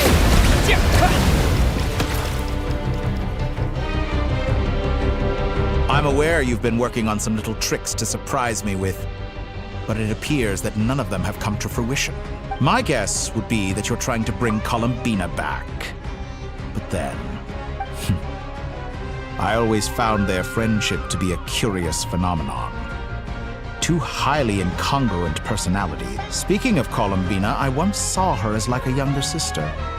We got along quite amicably, but then one day she suddenly decided she would refuse to take part in any further experiments. It's such a pity. I could have had a sister, a family. You're not fit to be family to her. That I can't deny. So many people, all obsessed with playing out the same tired old dramas. This world is rotten to the core. And then there's you. You had every opportunity to reach the right conclusion. The thought of killing you off like this? But I maintain that I approached you in good faith, so I will offer you another chance. Will you work with me? You have until I count to 10 to make your choice. 1, 2, 3. Not in a million years.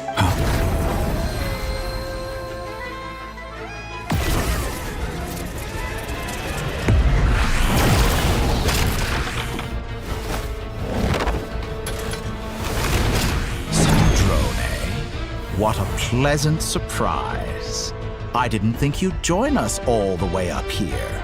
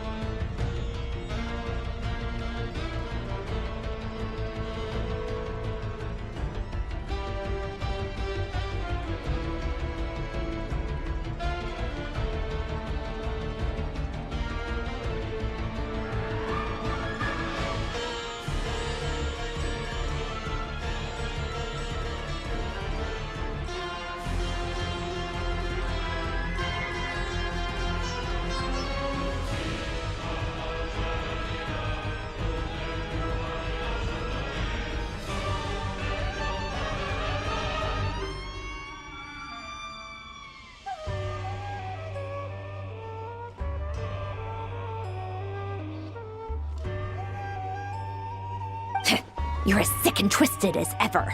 Don't fool yourself into thinking anyone's grateful for the chances you're offering them. Sandrone? But the formula hasn't finished running yet. Funnily enough, I was just discussing a collaboration opportunity with the Traveler, and then I see you, who I must say is a good example of an opportunity gone to waste. Gone to waste?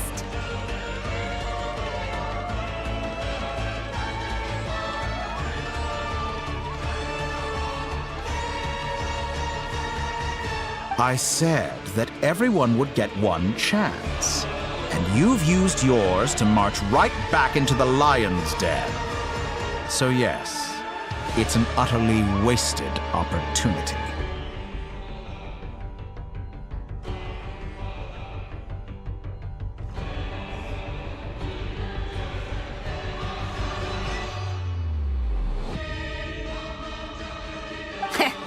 And what makes you think I believe a word that comes out of your mouth? I was planning on disposing of your little formula after wrapping up more urgent business here. But since you've taken the trouble of serving it to me on a silver platter, I can simply bring it forward in the schedule.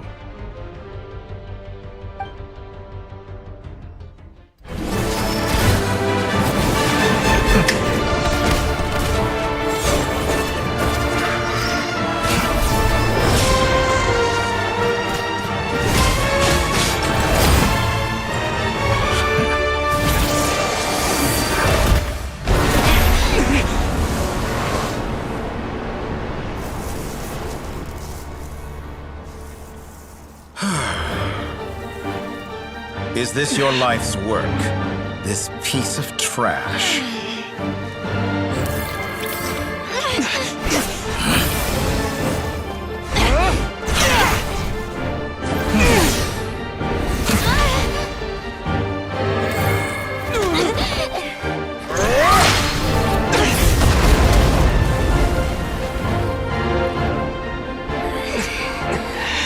Your formula runs too slowly, Sandrone. You put your hope for success on others instead of fighting dirty. That is why you have failed. Now, whom should I slay first? Any volunteers? No one? How nice of you to leave the decision to me.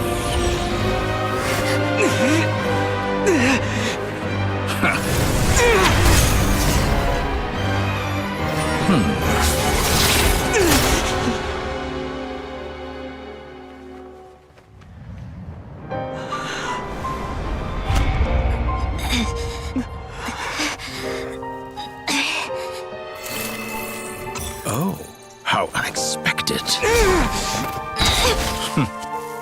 Sandrone, any last words for me, comrade?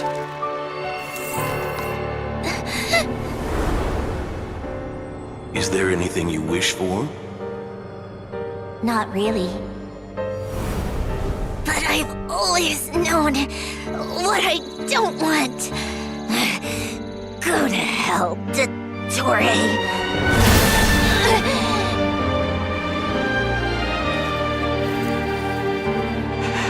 No!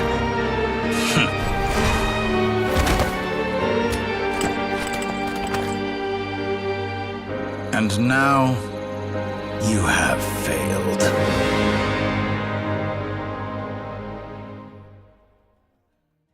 Sandrone! Now you see how fragile mechanical contraptions are. Just a gentle tap, and they fall to pieces. However keen of an inventor Sandrone may have been, her death sped. Of course, I have to commend her for making it this far. As now, it is time for you to take your place by my side. My count was interrupted, but the second chance I extended to you still stands. By now, I'm sure you have gained a greater appreciation for the power and authority I wield. What is stopping you from embracing a new world of endless possibility?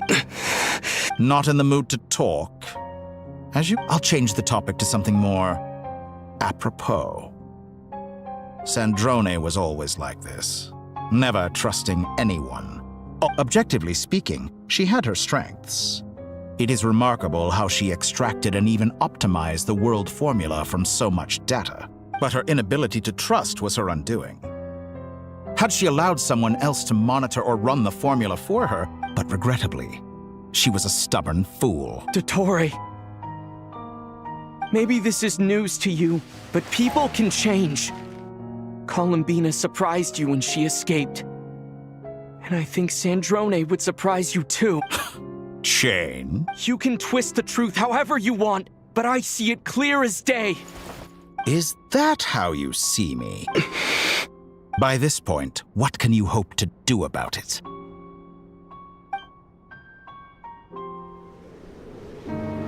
It is pointless to fight on. You've already lost. Wrong. You can't win this, Dottore.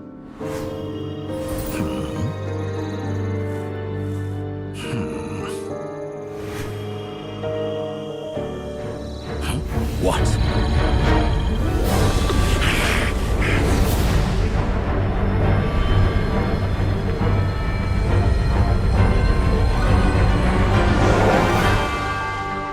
My formula can get us 90% of the way.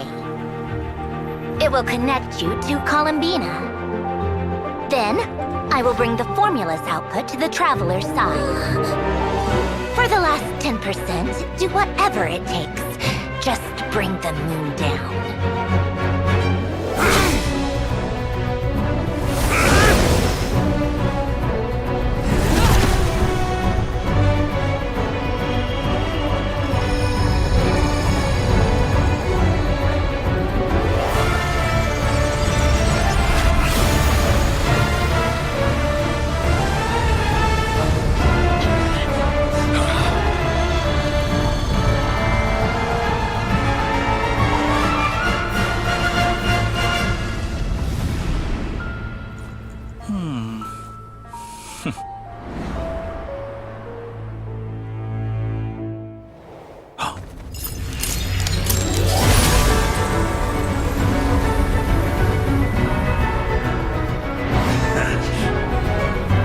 The moon will never be yours!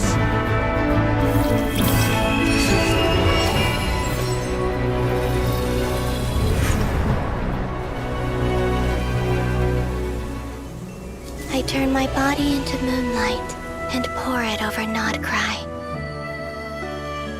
My soul, I leave here to inform my future friends. Lastly, I will hide the Trilune Authority within the Frost Moon. And when my body, soul, and authority are reunited, finally... Columbina!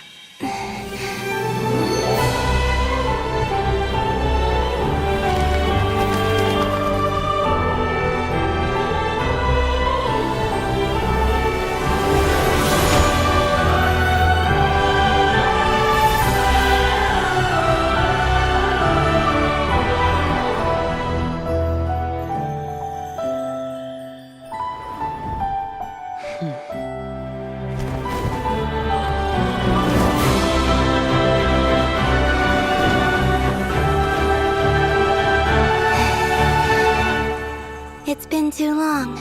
I'm back.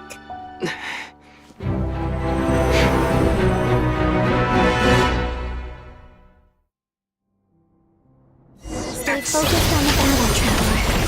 What a touching reunion.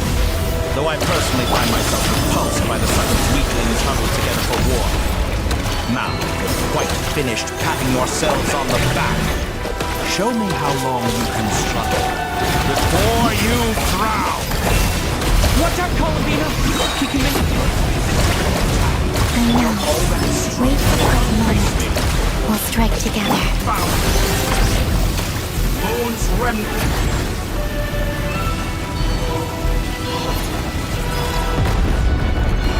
Did you honestly...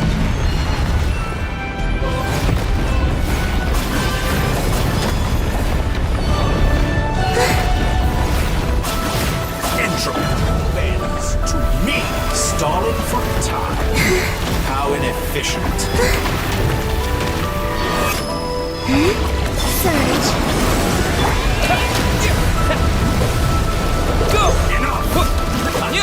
First, like an ant in my paw.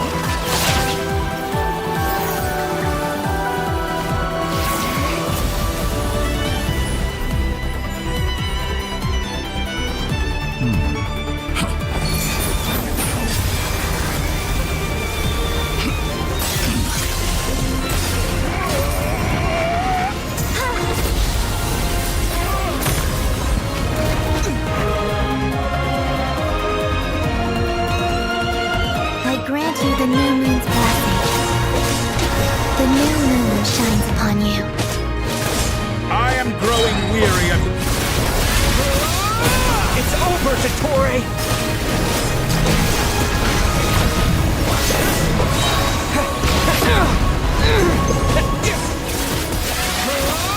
Time to pay! No longer must the world cower in the cold night. So close. I'm so close to the moon world. Let the moonlight dispel the darkness. Such a rather wallow in this rotten, decaying world. Everlasting as the moon.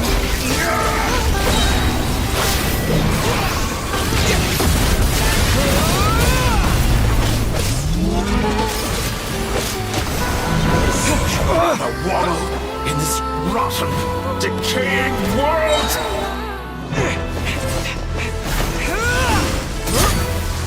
Willfully blind. How can you be so satisfied with your fate?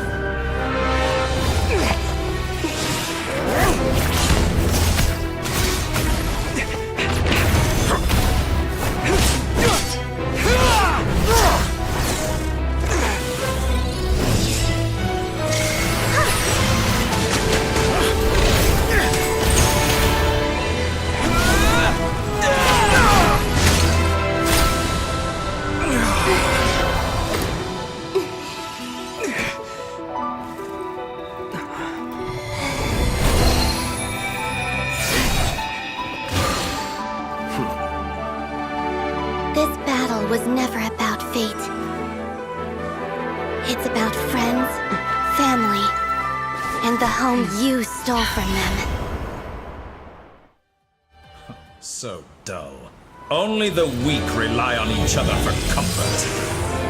You shall see. Once I transcend fate, you will be nothing but fodder for my grand experiment! That will never happen.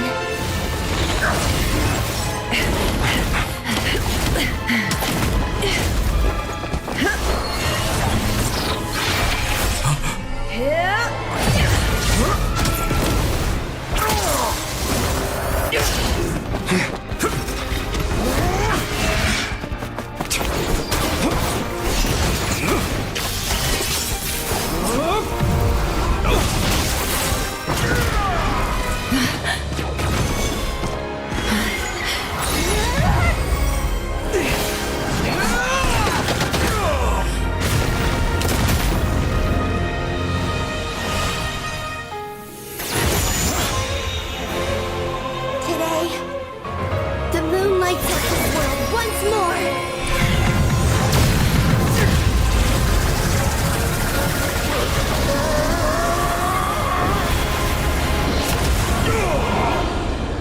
This loathsome world.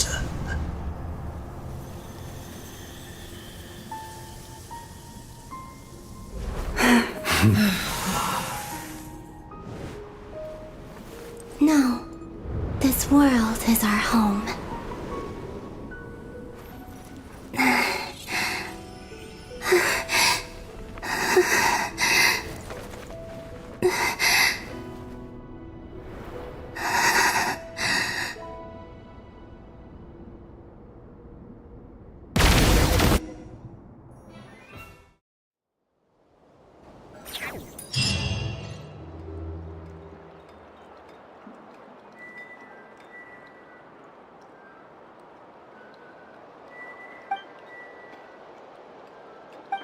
No, you're doing it wrong.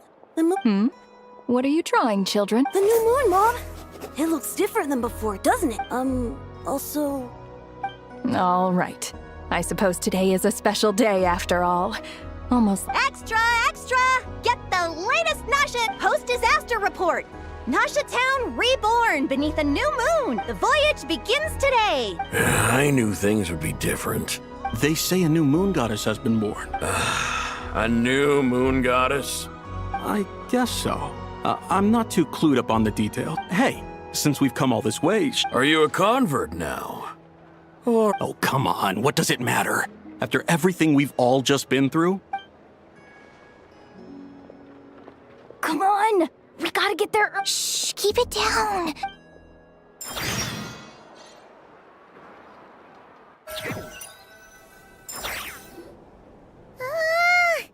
Why is it so noisy outside? It's okay. Paimon was pretty much awake anyway.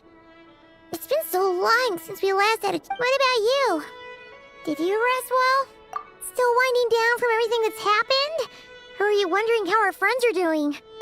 Okay, if you say so. But don't push yourself, alright? What we just went through was... a lot! Luanatar disappeared after Columbina came back.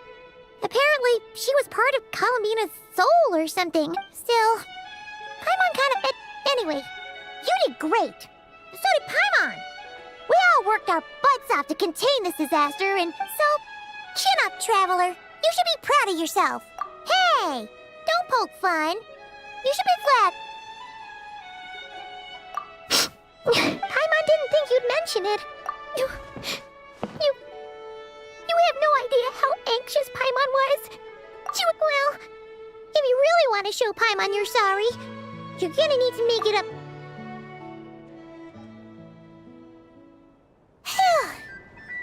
Okay.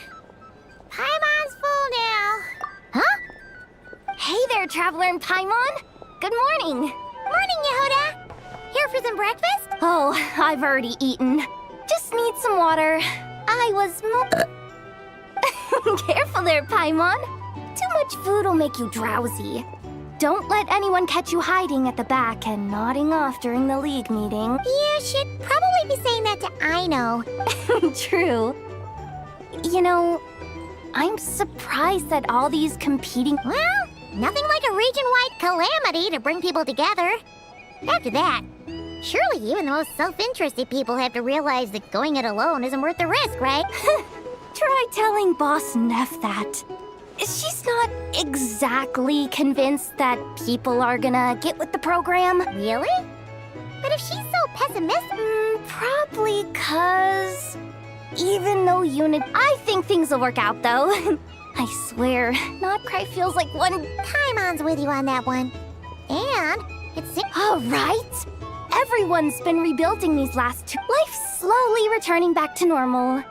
Were you about to head out? Yeah. We were gonna take a stroll around the square and... Sounds good.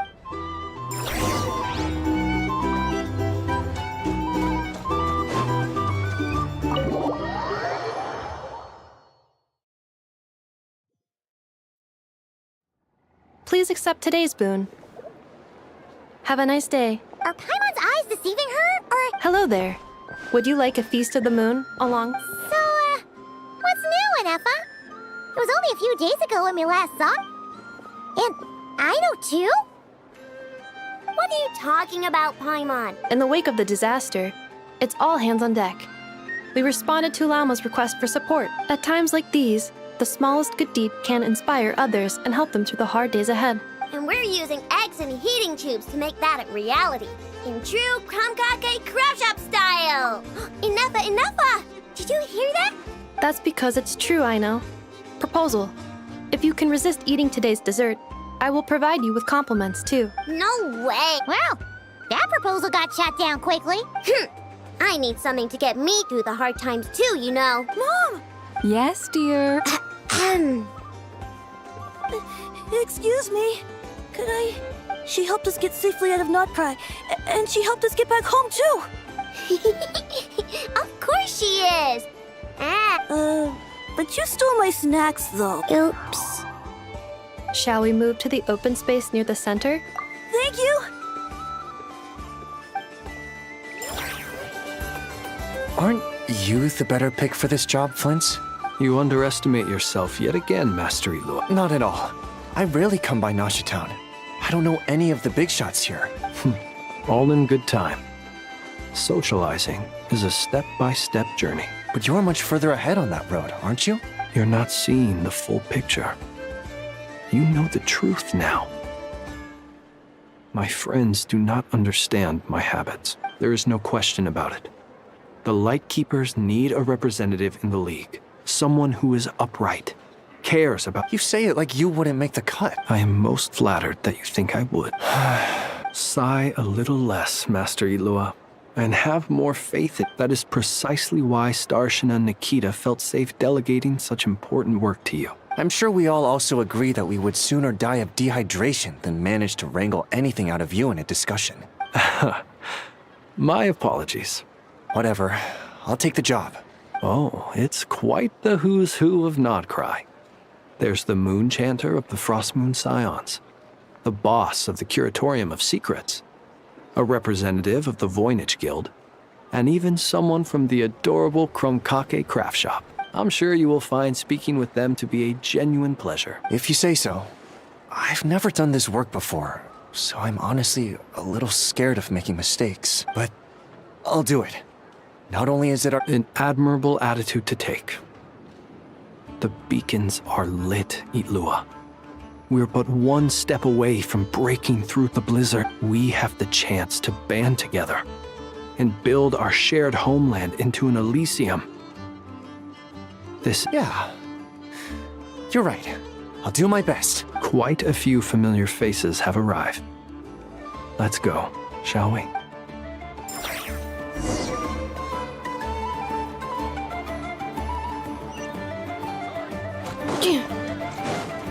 Accelerating.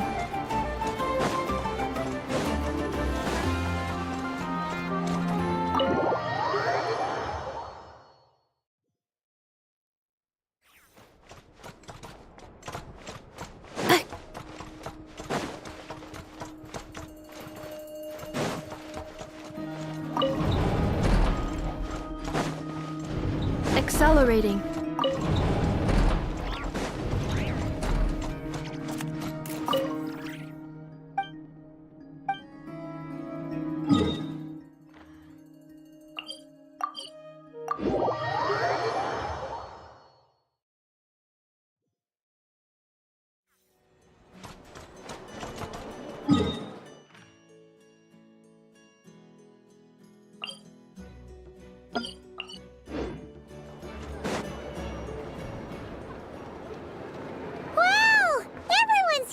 You seem well rested. I know no one's asked, but I'm sure you all want to know, so let me just say, we're doing great. Thanks. Well, great, but not perfect. I'm starting to lose my mind from boredom. Can't drink a drop of alcohol while I'm waiting for my wounds to heal. I'm sure you had a sneaky swig or two. Wait, how'd you find out? I'm sure you must be missing Mondstadt after all these years away, Grandmaster. Yeah, you could say that again. Every time I get news from Mondstadt, it makes me want to go back and see the place for myself. Honestly, once things are wrapped up here, I think it'll be time to head back home. Hey, looks like someone's taking the stage. Can everyone see okay? Anyone need a boost? I'll just... You're taking this... Well, it's not every day that I get the chance to see how people speak in official settings. Soak it up like a sponge. I'll make sure you get a chance to practice for yourself later down the line. Mr. Varka, are you forgetting that I'm not a Knight of Favonius? I can knight you. Any particular title you'd like? Is he joking? I really can't tell. You'll have to figure this one out for yourself. It'll be a good learning experience. It is my honor to host the opening ceremony for the League, and to have this opportunity to speak to you all in my capacity as Voynich Guild representative. Could this person also have been pushed onto the big stage by the... We come here today, having weathered the trials and hardships of yesterday, and having learned from them the importance of unity and cooperation. All right, here we go. Uh-oh, looks like Aino's off in Dreamland already. Come on, get this speech over with already. Nodcry is our home, the land we rely on for survival, And as we chart a course for the future, may we persevere through the storms ahead as we sail.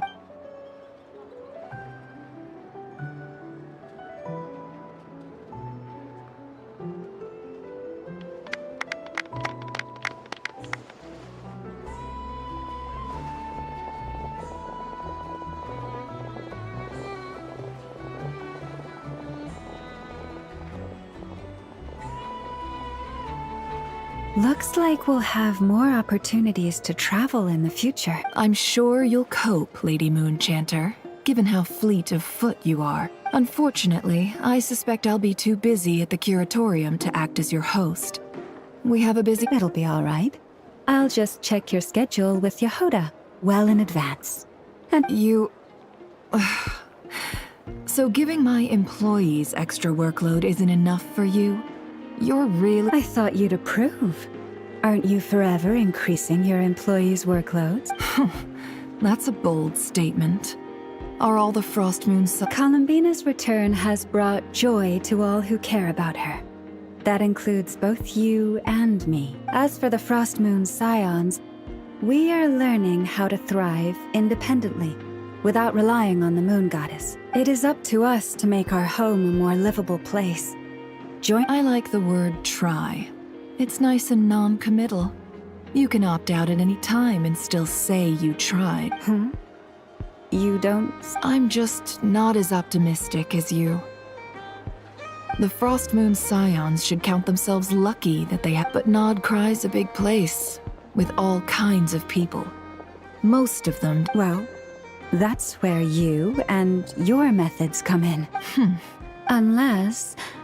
the Curatorium of Secrets is only here for appearances. For now, yes. And that won't change until this venture becomes worth my while. What would make it worth your while? Getting out more than I put in. Right now, I'd barely break even. But then maybe it's worth it. All right, you can stop now. Or do I have to join the Frost Moon Scions before you'll get off my back? You'd be very welcome to join us. Hey, you two!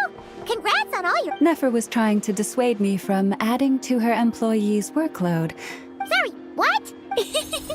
Your conversations are always the most interesting. Would you two care to join me for some tea before heading to your next destination?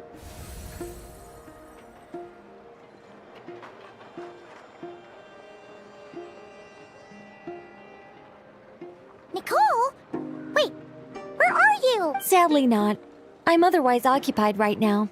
If it's any consolation, let me say that how things appear on the surface is a far cry from what they are at their core. Perhaps you'll feel better if you focus on the fact you have a special line of communication with the great mage herself.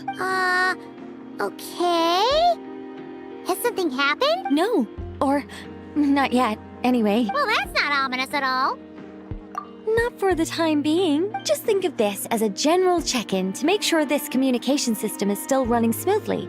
Besides, it's good to chat once in a while if we want to maintain our friendship. You could have just said so. Still, the best friendships are built through face-to-face interaction, you know? It's never gonna stop being weird having tea with you when you're not there and just talking to thin air. All right, fair point. I'll bear that in mind for next time. Yeah.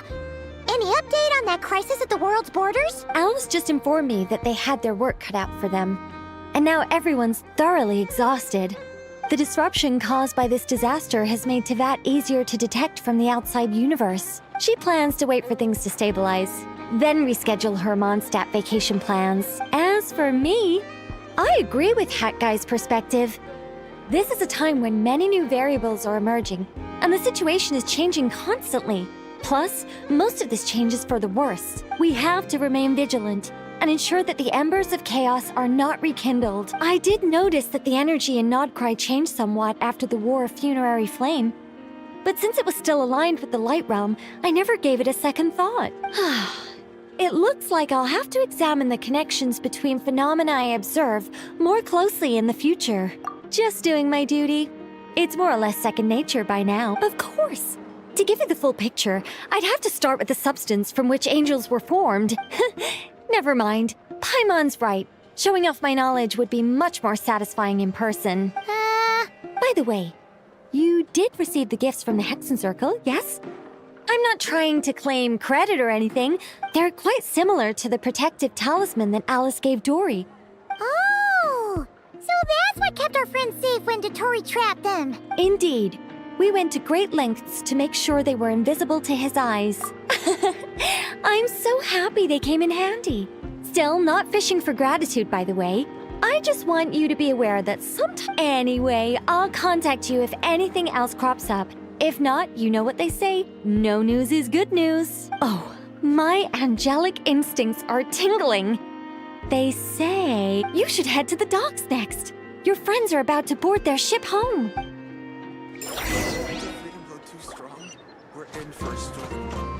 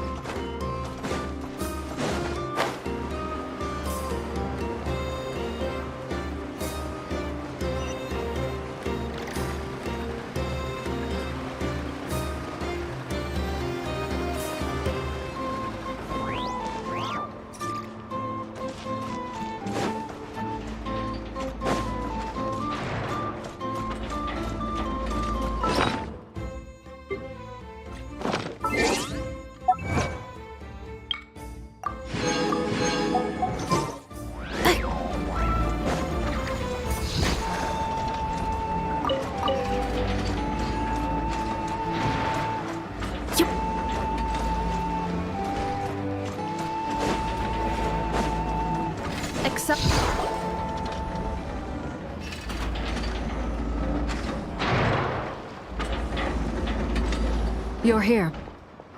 You're here too, Hat Guy. Are you heading back together? No.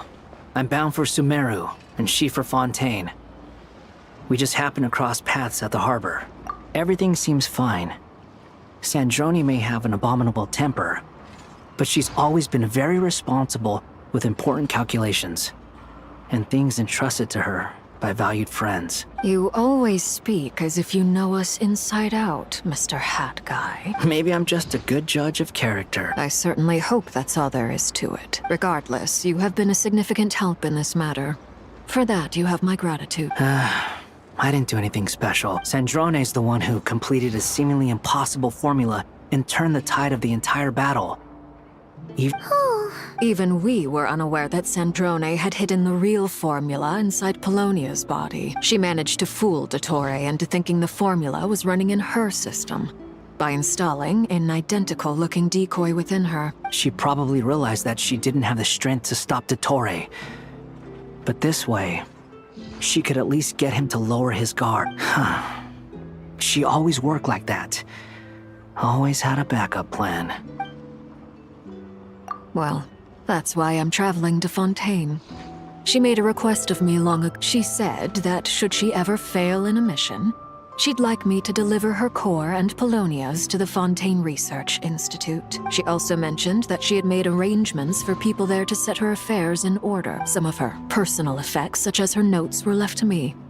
I've decided to take them back to the House of the Hearth, for safekeeping primarily, but also as mementos, I suppose. However, there is one book among them that I'd like to leave in your care.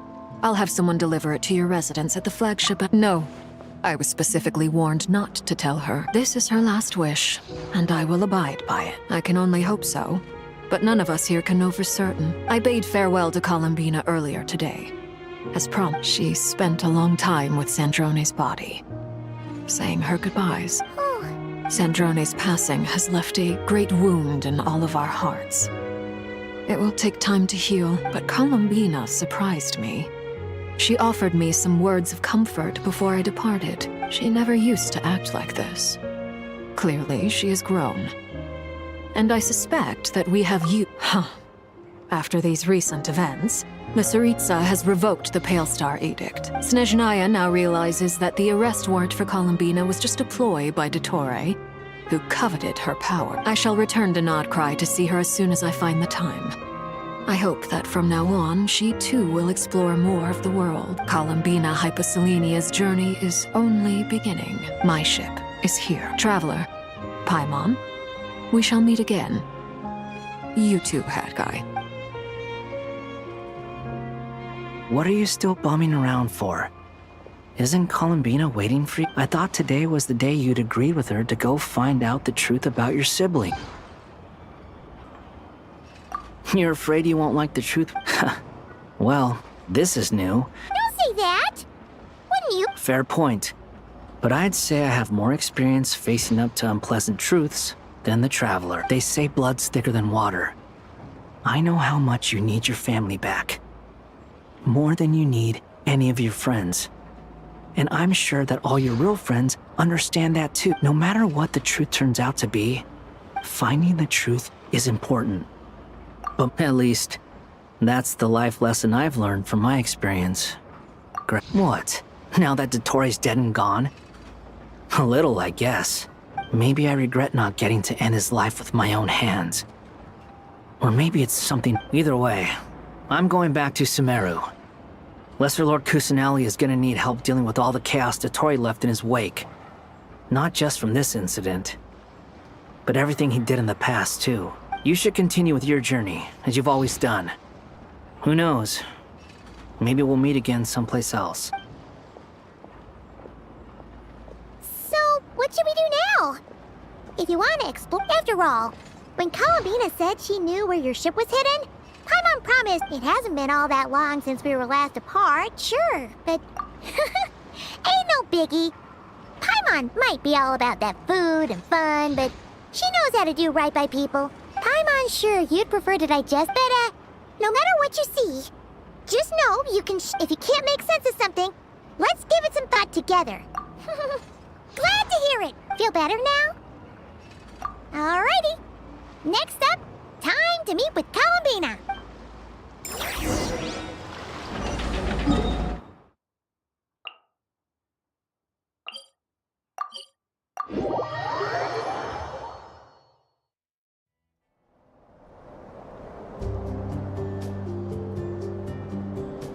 Columbina, we're here! Can't quite believe we're meeting out here. We've gotten used to walking over to Silver Moon Hall whenever we go see you. Well, you're still welcome to go there whenever you want to see me. It's just, now that it's all over, I've decided to make some changes. Try and fit in with the Frost Moon Scions, like Lama suggested. The older generation are still timid around me. They don't dare get too close, and they bow their heads when I walk by. But things are much better with the children. I see more curiosity in their eyes. Hopefully, by the time the next Moon Prayer Night comes around, I can enjoy the festival with them as myself, without having to pretend that I'm only dressed up as the Moon Goddess. You'll do fine, Columbina. Paimon's sure they'll realize you're super nice once they get to know you better. You really think so? When we first met, you thought I was a little up in the clouds. We were just starting out then, come on! I'm only teasing. I know that I have you to thank for pulling me back down to solid ground. It feels good to finally stand firm on the earth where I was born. Oh, that's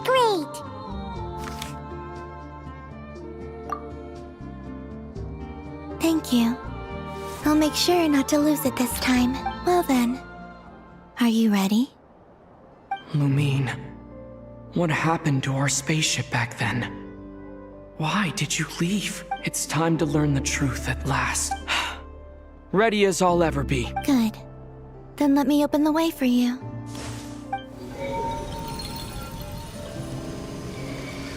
Where does this lead? To our shared destination. Huh? Do you remember me telling you about my missing prologue back when we just met? I said that my story began on the moon, but while I was inside the moon's reflection, I realized that my prologue was really hidden in the future. I just had yet to discover it at that point. The story of the time before I was born was in fact the story of my distant future. It's truly fascinating, but when I obtained the Trilunar Authority and returned to our present reality, I sensed something I hadn't expected. Yes, your spaceship. All this time, it has been hidden on the Frost Moon. The great ruler of the firmament. The heavenly principles. Wait, them? Why would they do that? I don't know. Perhaps your ship contains something that is incompatible with Tevat. Or something that cannot be known. Oh, did I pick a bad time to say this? Maybe I should have waited until you were on the moon. That would've been kinda mean, you know. Take me there. Oh? Whatever is hiding in that ship, it belongs to me and Lumine. Those memories belong to us. No one else has the right to decide whether I should or shouldn't know about it. Not even the heavenly principles. Very well. Then let's go. Rest assured, Paimon. We will. Traveler, after you. Thinking about the story that we'll find hidden on the moon? Yes. And hoping that it has a happy ending. Stories like that don't exist, you know? You don't believe in happy endings? I don't believe in endings.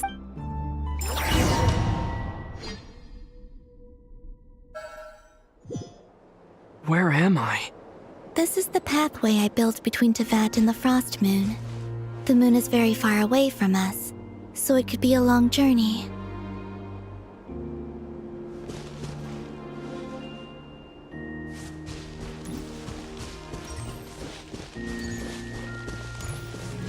After I obtained the Trilunar Authority, I unwittingly saw past events from many of my friends' lives. One was Lauma. She was so young when they chose her to be the Moon Chanter. From then on, the Frost Moon Scions looked to her to bring messages from their goddess. But, for better or worse, I had left Hisi Island before she was ever born. It was not until much, much later that she met me. I think it's for the best. Because of the way things turned out, you had the opportunity to become friends. You're right. In that sense, I think we were both very lucky.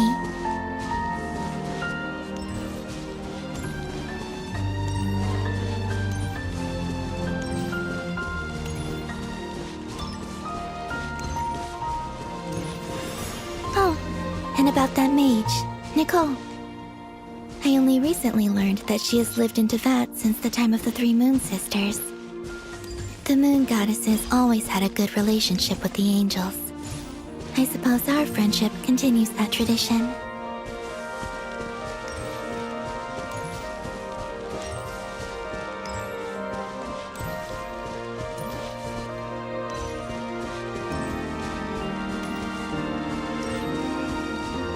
And then there's Sandrone. I never knew that much about her, beyond the fact that she was created by someone called the Lord Artificer. She, too, suffered for a long time before joining the Fatui.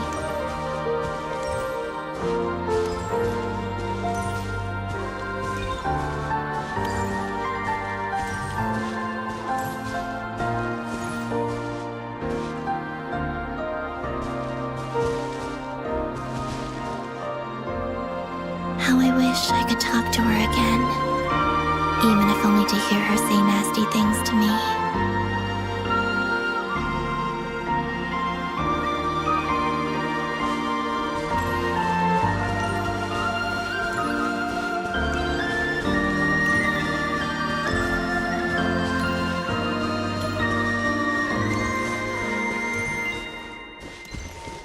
Also, I saw your siblings' story. I'm afraid I didn't see much. It seems that she rarely came to the surface, where the moonlight shines. But I did notice that back when you first set out on your journey, she would often appear nearby, gazing at you from afar with a guilty look in her eyes. Lumine. Let us speak no more of the past. I probably shouldn't reveal so much about my friends. It's not my place. Let the moonlight carry us forth. We are very close now.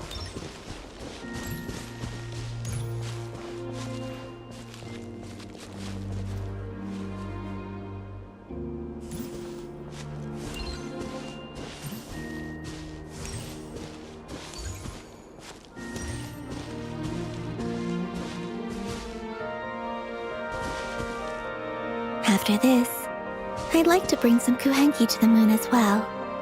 If they're willing, of course. What about your other friends? Will you bring them to visit too? Certainly. But I'll need to tidy the place up first. This home hasn't received any guests in a long, long time.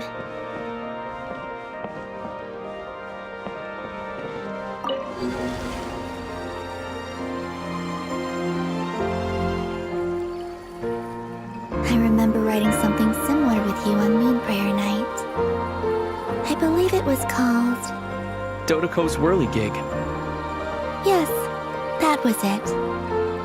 You asked me if I was afraid to return to the moon, and I said that I was. The idea that I had gained something precious, only to lose it so quickly. That frightened me. But I'm not afraid anymore. Besides, this time, we're traveling together.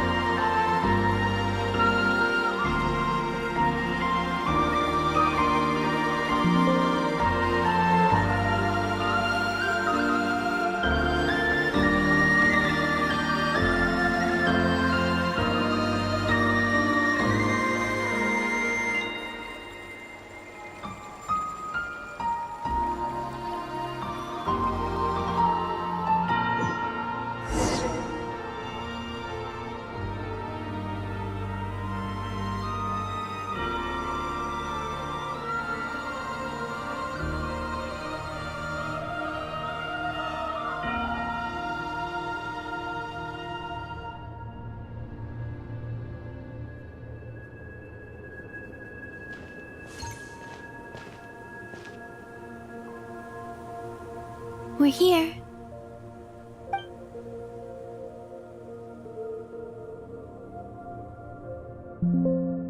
Over there.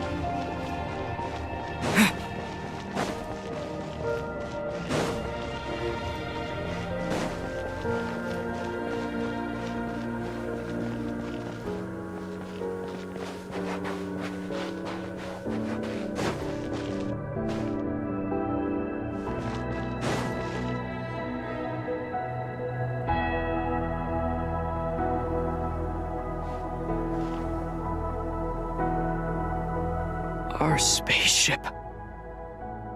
It's huge. I suppose that the moon is the only place one could hide it. It'll be all right. Huh? The way you feel in this moment, I went through it too, on Moon Prayer Night. The door was right in front of me, but I struggled to find the courage to step through. Solitude for me once meant living a life in which even I was absent. Before I met you, that was the only life I knew. But that night, solitude meant throwing away the life I had gained after meeting all of you. Columbina. Go. Retrieve the part of your life that was once lost. Trust me, you will lose nothing by doing so. Look, Tavad is right there. All of our friends are down there, waiting for us. You're right. Thanks, Columbina.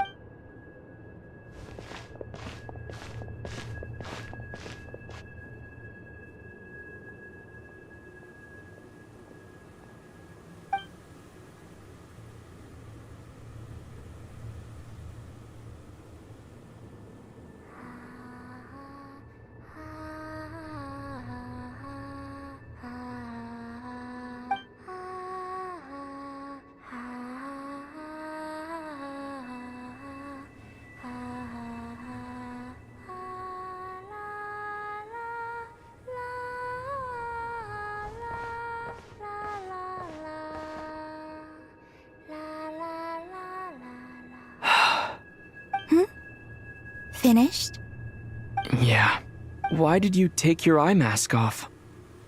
Well, since my return, I've decided to take more opportunities to see the world with my own eyes. Besides, I've always wondered how Tevat looks from the moon. And what do you think? It's beautiful. I could spend a whole day here just gazing at it. What about you? What do you think of the truth you found? I haven't looked at another person's expression in a long time, but I think yours is saying it was neither good nor bad.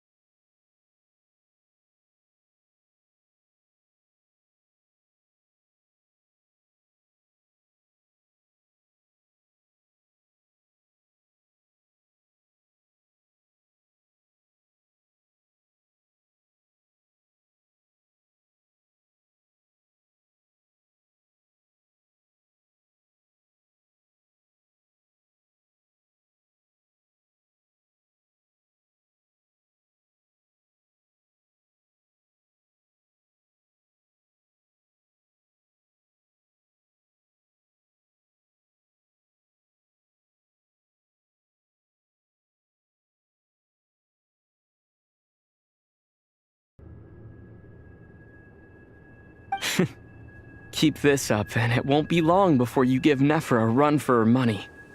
Oh, I don't think that's going to happen. I'm much more used to sensing what's going on around me with Kuvaki. I think I'll save my eyes for seeing special moments I really want to remember.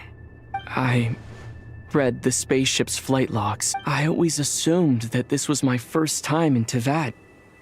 I thought that Lumine and I must have been hibernating in space for centuries on end, but the logs show that our spaceship flew over the skies of Tevat once before.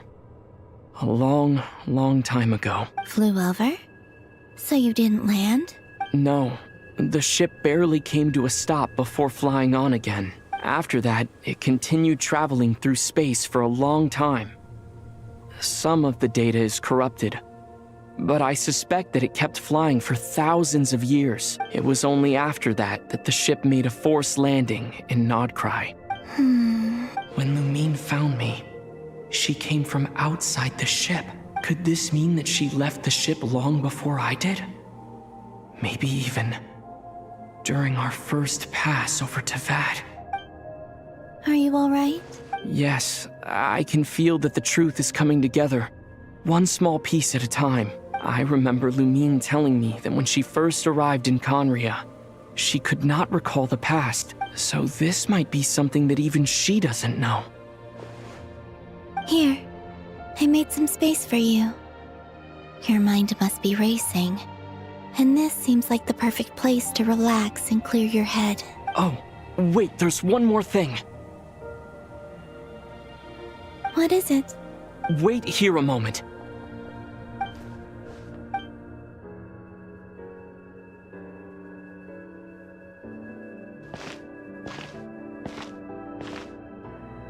Hey, Columbina.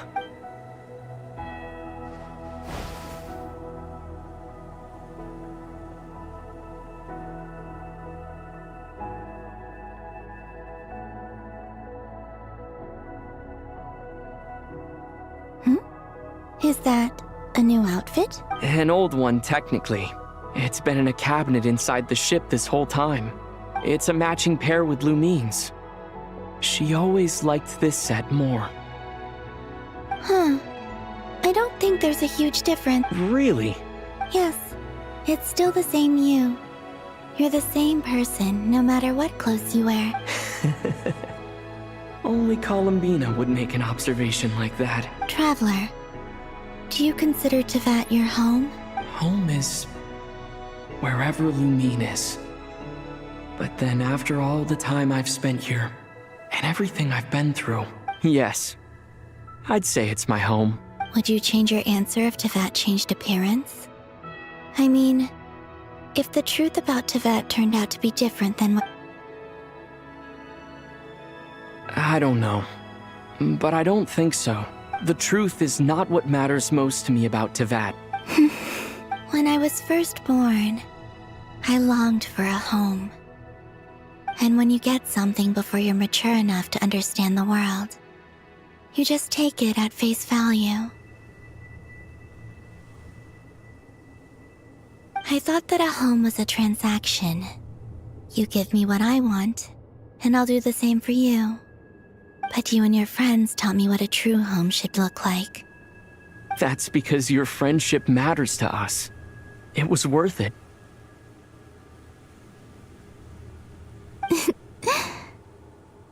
In the past, I thought that my birth in Nodcry must have been a mistake. But after journeying to the distant past where the story began, I realized that it was I who chose Nodcry to be my future home. Now, I am glad that I made that choice. I'm sure your friends are just as glad.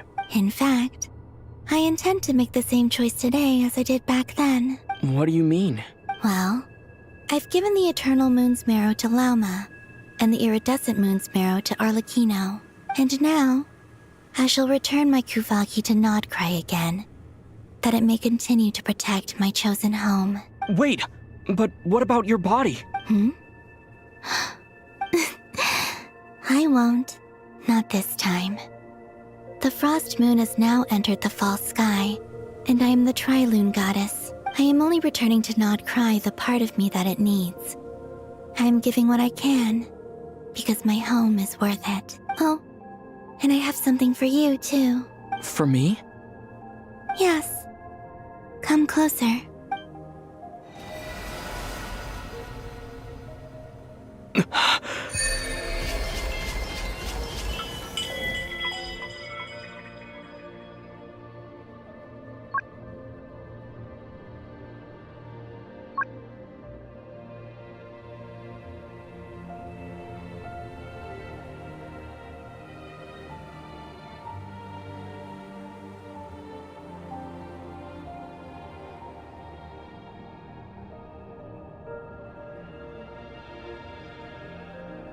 What was that? I lifted some of the restrictions this world placed on you. I trust this will help in your future adventures. My power. It feels like it's grown. I can use the elements more freely now. Thank you. This will be a great help. You're welcome. I see you as family, and after everything you've done for me, In fact, here. This flower is for you.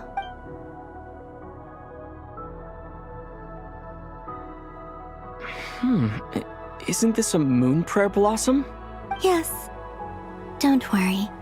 You will never see these flowers lose their color again. I'm finally discovering the joy of giving. How I wish I'd learned this sooner. Hey, better late than never. What are you thinking about now? Why don't you take a guess? You get... one shot. I don't think I'll get it in one guess. But I'm sure it's a happy thought. That's kind of a sneaky answer. I can't say you got it wrong, down into that. The moon seems so far away. I felt it might always lie beyond my reach. But on the moon, everything feels so close by. The haze that once enshrouded the skies has finally been dispersed. I feel like a traveler on a winter's night, starting a new chapter in my tale by the warmth of a bonfire. I don't have a lot of luggage, but I do have a lot of hope for the future. Well, what's next? Next, to start with, I want to stay here just a little longer. After that, let's return home and continue our journey.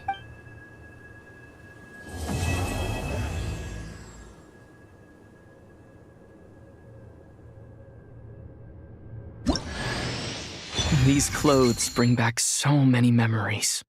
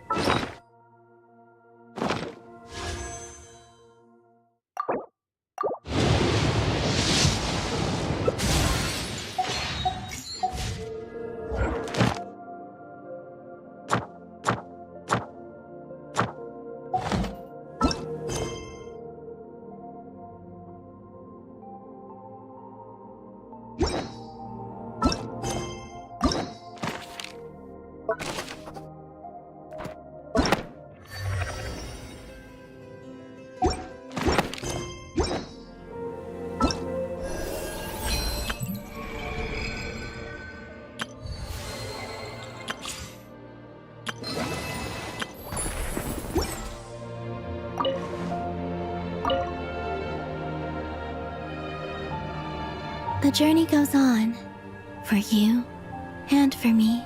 Like I said, this is not the end. I don't believe there has to be an ending. Oh, is that your next destination? Most people would probably tell you to pack some warm clothes. But I experience things differently than most people, so I can't know how cold it is. In fact, it is home to quite a wondrous heat source. I think they call it Kreshnik's torch. Every city in Snezhnaya is built around one of those. I sensed the energy it gave off as I was passing by on a railway train. It felt grand and distant. I also recommend the Korolievsky troupe in Snezhnograd. They give performances quite regularly, and entry was free for harbingers. I liked them a lot. Ice cold and sharp. Crystal clear in some ways, yet profoundly unfathomable in others. Like the thick layer of ice on top of a frozen lake. That's just the impression that Tsaritsa gives me. I was never able to glimpse what truly lies beneath that icy exterior. In fact, I don't think the people of Snezhnaya even know what kind of power their god wields. Maybe that's because the Tsaritsa herself has never acknowledged, nor accepted that power. There's Regrator, the Rooster, and the Jester. Between them, they control a lot of what happens in Snezhnaya, but I can never wrap my head around how exactly power is split between them. I just know they are each responsible for many specific domains. I noticed that the Rooster and Regrator often appear to get along on the surface, while working against each other in secret. And theirs is not a friendly rivalry.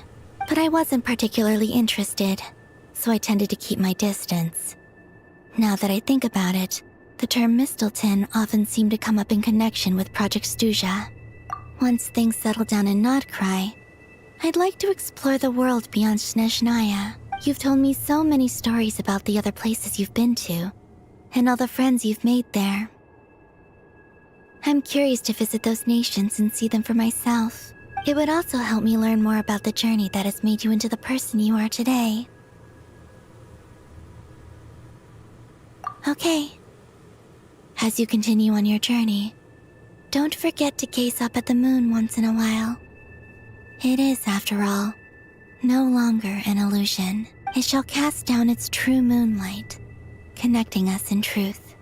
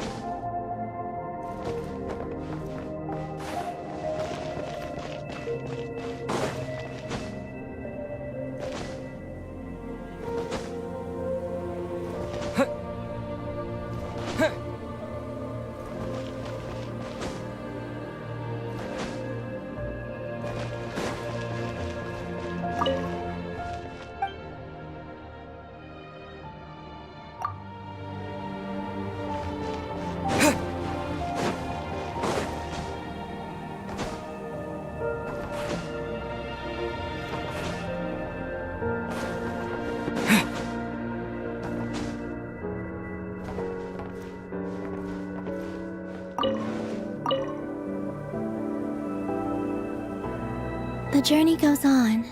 Like I said, this is not the end. Okay. It shall cast down its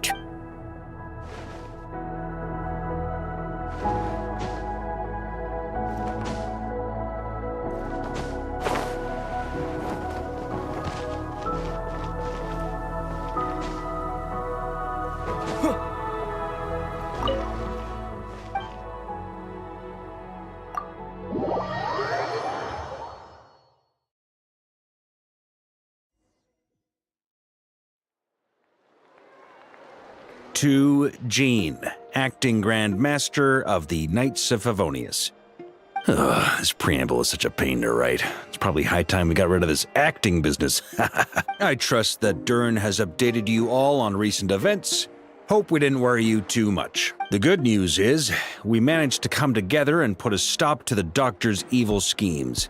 With that, I think it's safe to say that Notcry is finally out of the woods. As for the Fatui, not counting the Damselette, aka the Moon Goddess, who has left their organization, we found ourselves allied in this instance with both the Knave and Marionette. May she rest in peace. As ever, we find ourselves better off for making friends rather than enemies. But until we can ascertain the Tsaritsa's true intentions, the future remains uncertain. In a short while, wait. How am I meant to surprise everyone if I tell them in the letter that I'm heading home? Well, that would be a huge waste. Okay, got it. I will begin sending the expeditionary team back home in waves. I'm sure they'll be able to answer any questions you still have. I hope they won't gloss over the details of my many heroic deeds. But if they do, I'm sure it'll be because they're just too exhausted from the long journey. I think of Mondstadt daily. Please give everyone my best regards. P.S. The honorary knight went above and beyond this time. Are there any other honors we can give him? I'll leave it with you. P.P.S. Please be extra nice to Klee for the foreseeable future. I cashed in on the last favor that the Hexen Circle owed us, so we need to earn some more goodwill. If there's any serious problems, feel free to stick me in solitary confinement when I get back. I'll do the time for her. Whew. And that, as they say, is all. And with the moon shining down brighter than ever, I think everyone is going to sleep well tonight.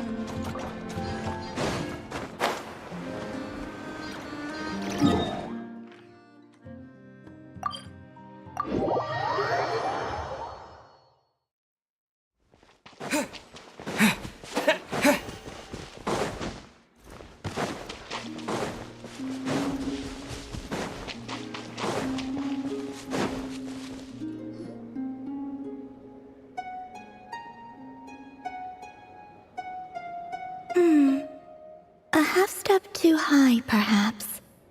Let's try that again, shall we? Hey there, Columbina! Wait, are you teaching the Kuhenki how to play the lyre? Yes. They were so happy to have it fixed, they practically haven't left my side. Playing the lyre has never been my forte, though. I'm more accustomed to hearing others play. Oh, right! If you had a band, you'd totally be in charge of vocals, huh? When it comes to instruments, though, the Traveler's pretty much a prodigy. From the lyre to the jim-jim drum, this one can do it all. Oh, is that so?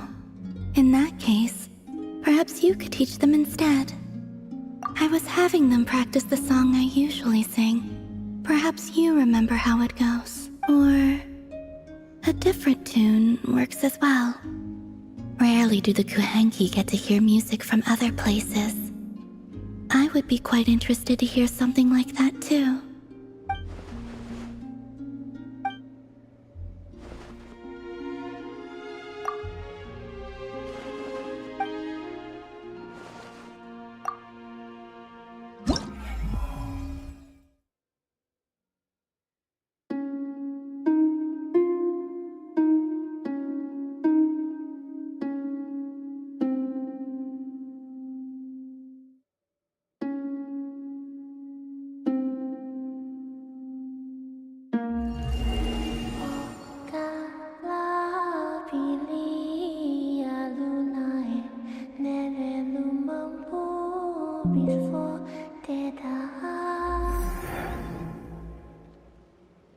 That was lovely.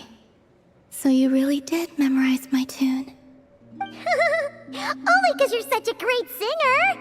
Whenever we hear your voice, sometimes we stop for a bit just to listen. The Kuhenki seemed quite enraptured with your performance as well. Perhaps they picked up a few things. I might require your educational assistance again in the future. Come, give me your hand. Huh? No! This was a free performance! I only thought... The gentle glow...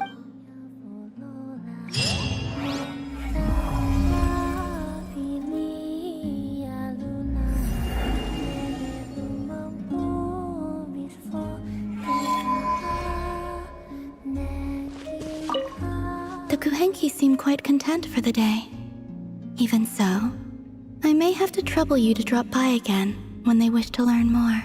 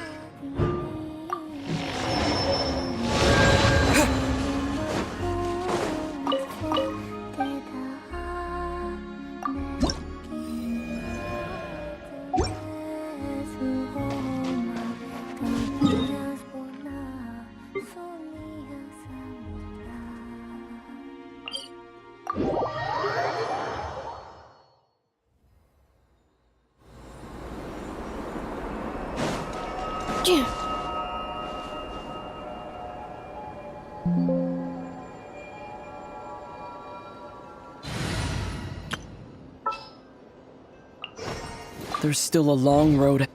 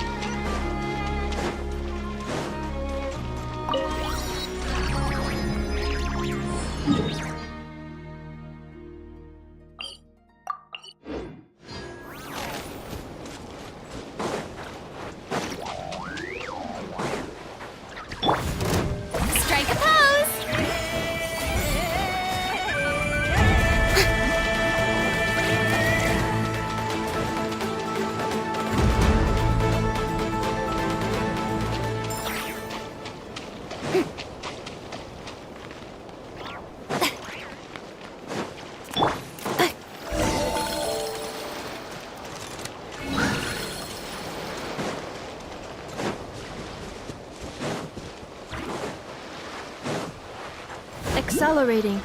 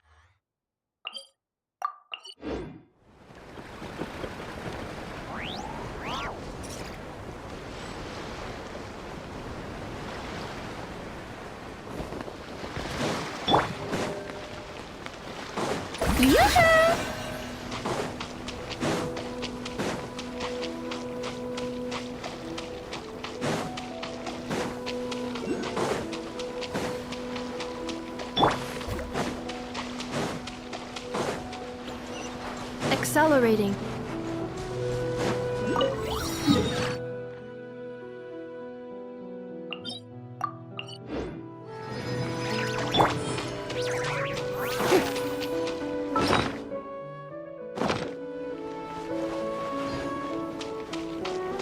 Shower me with praise!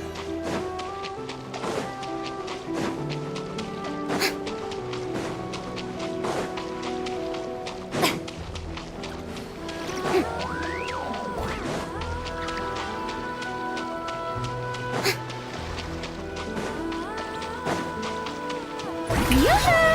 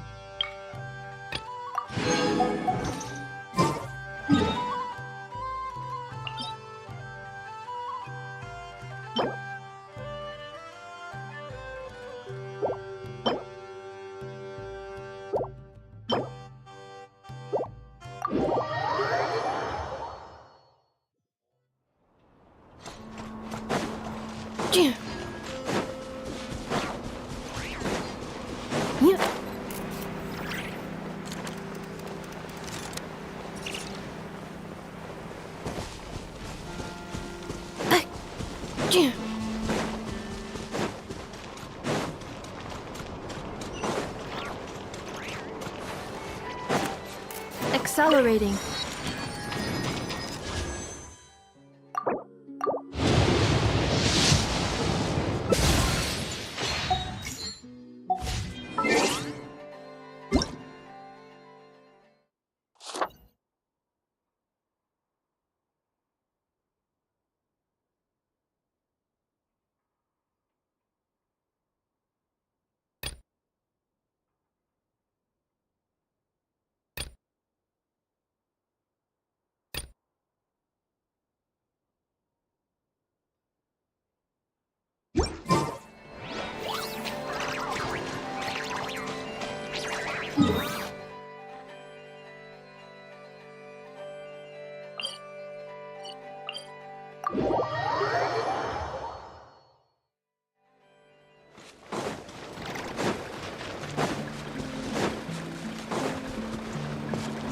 Hey, look over there!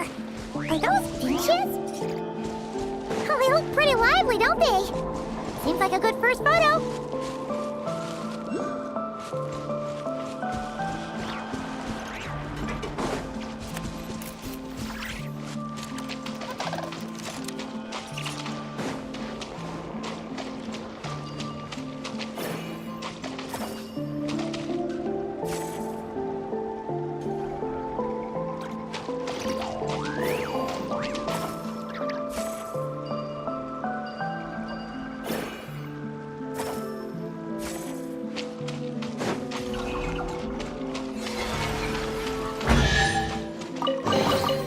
New material discovered.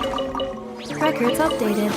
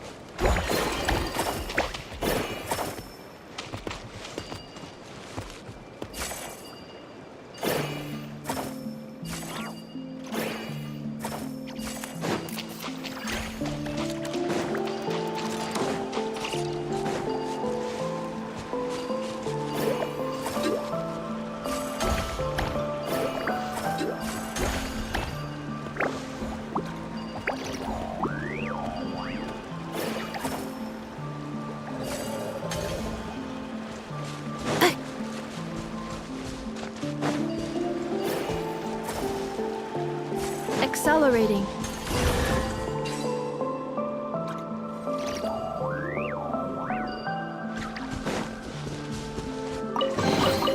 Estimating value of acquired items.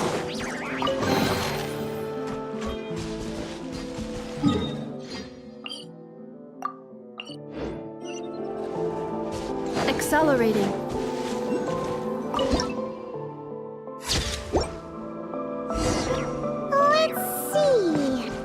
Where should we go for the next photo? Oh, we saw a squirrel statue earlier, didn't we? Do you think Nicole likes squirrels? Let's snap a few photos to take back.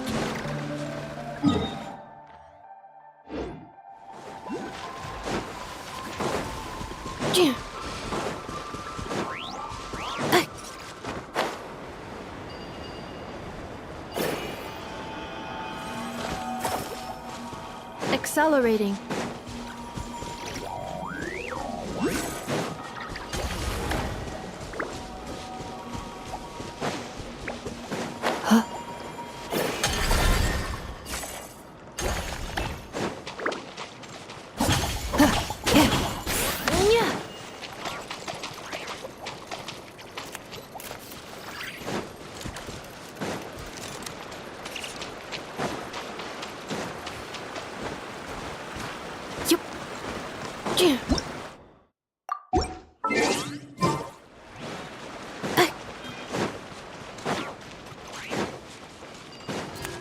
Accelerating.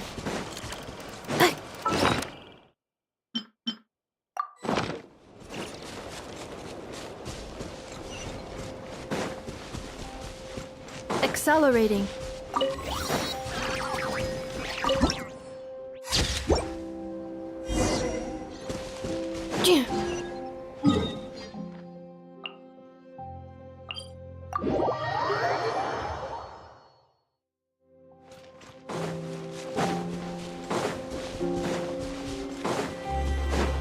Accelerating. Is that a mandragora? Paimon thinks that would make a pretty fun statue.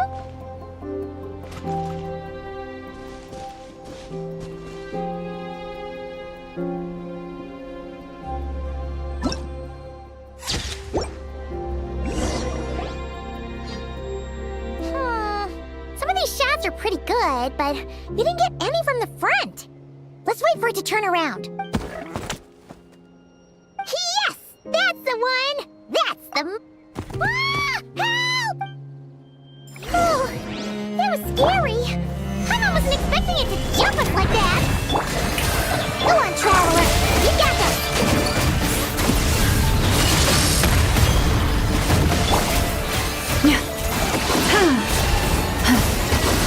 Branches aside.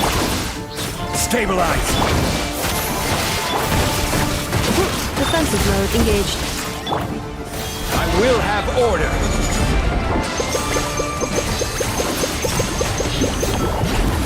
Solidify!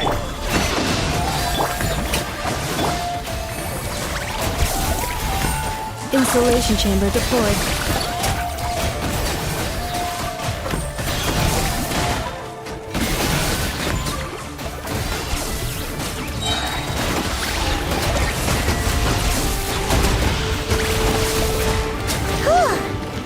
That should do it.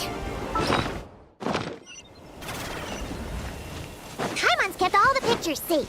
Let's go back to see Nicole. Estimating value of acquired items.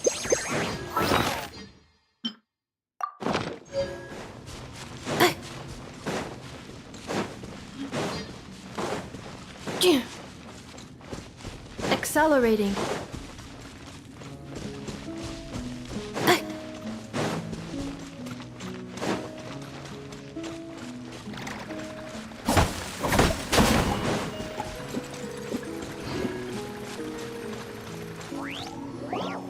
Hey, Nicole! We're back! That was quick. You two worked very fast. It's nothing. But You can hold on to them for now. I'll be there in a couple of days. We can talk more about the statues then. Sure thing! See you in a couple days!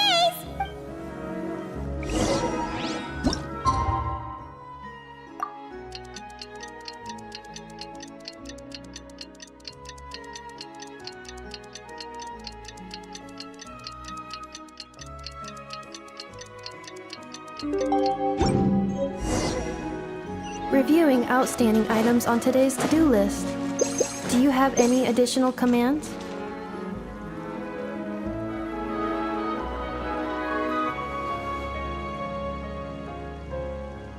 Just who I wanted to see.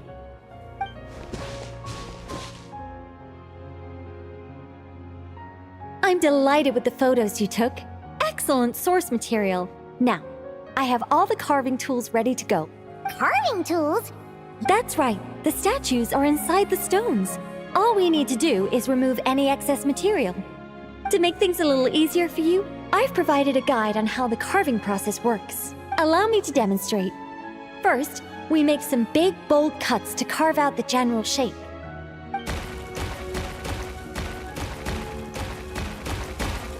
The numbers on the stones represent the amount of material you need to keep in a given column.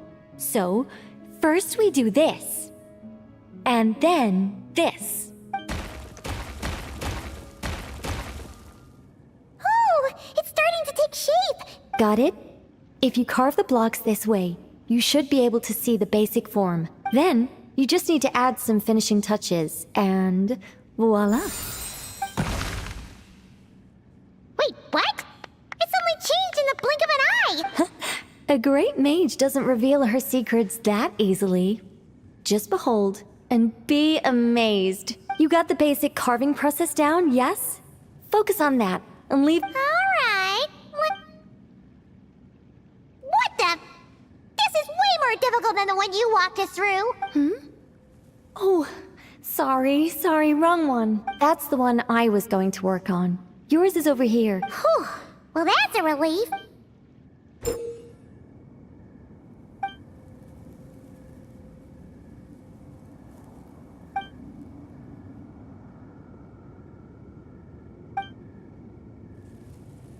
Let's go! Do you still remember Nicole's process? The numbers represent the amount that we need to keep per column. So, if the number is 0, that means we gotta remove the whole thing. And if it says 3, that means we just mark the whole thing as keep, right?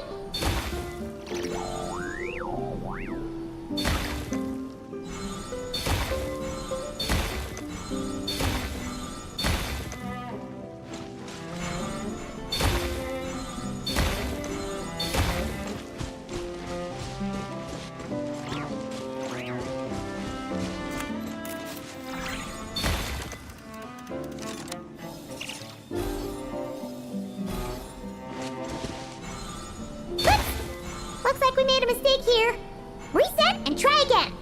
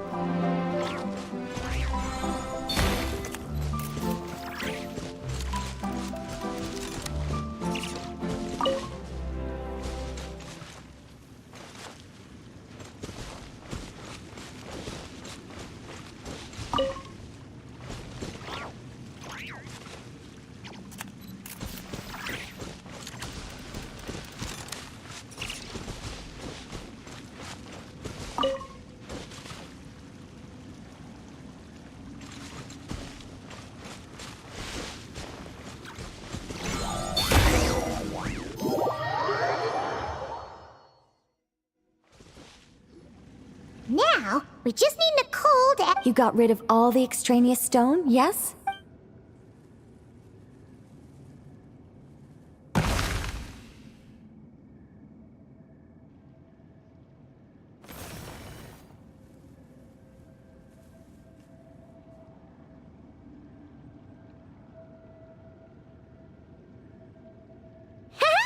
It's done!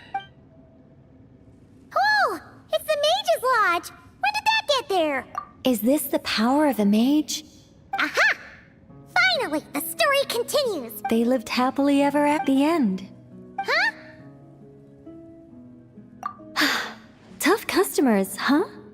Well, it all my heart desires now. But just as as the youngster stood there but after making it, as it turned out, she had come disguised as a mage, as part of a secret plot to trick— Oh, great mage, leave me. The mage turned her face away. But the youngster. But in that moment, Elenus had been Meowtrus III's second daughter all along.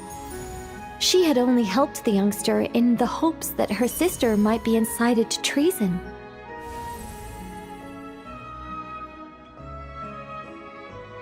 Anyway, that's the gist of it. In the end, the youngster, who by this point had turned into a cat, worked with the mage to successfully foil the king's plot. Then... It was amazing! That can't be helped. All creations escape the controlling grasp of their creator eventually. We angels are a case in point. Once, we were tasked with guiding human beings, but because some of us chose a different path, our entire race was punished. If even the heavenly principles can't fully control their own creations, what chance do I stand? Fate is always ineffable, and yet, I still hope I can guide those I meet towards a happy ending to their tale. That applies to characters in my stories as well. Anyway, the story's over now, and I'm...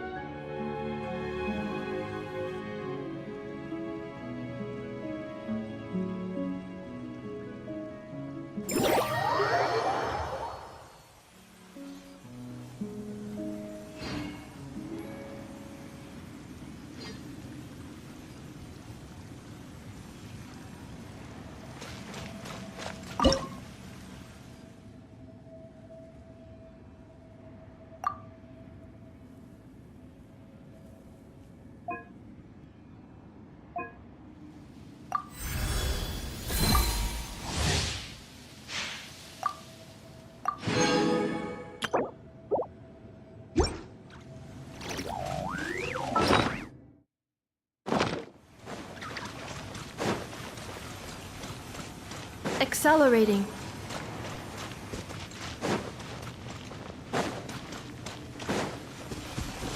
Building my mage's lodge was quite a rewarding experience. But as everyone knows, any mage worth her salt owns more than one garden. It's time to pick a new location, I think. There is actually a very simple reason for it. If I only ever built one home, I might have to wait forever before someone stumbles in by mistake. Not that I'm looking to build a bustling tourism hotspot or anything, but it would be a little embarrassing if no one ever visited at all. It'd be a bit like spending days preparing for an extravagant birthday banquet, only for no one to show up on the day. And that is why I must expand my territory. A mage's power and might must be witnessed by the outside world, if only once in a while.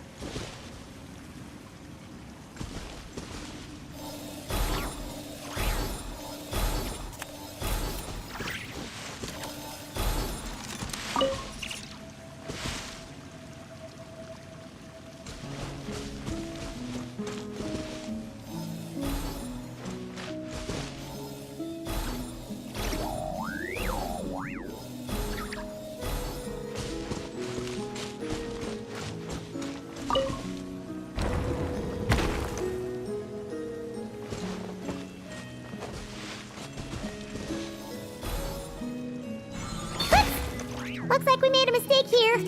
Reset and try again. Oops. Looks like we made a mistake here. Reset and try again.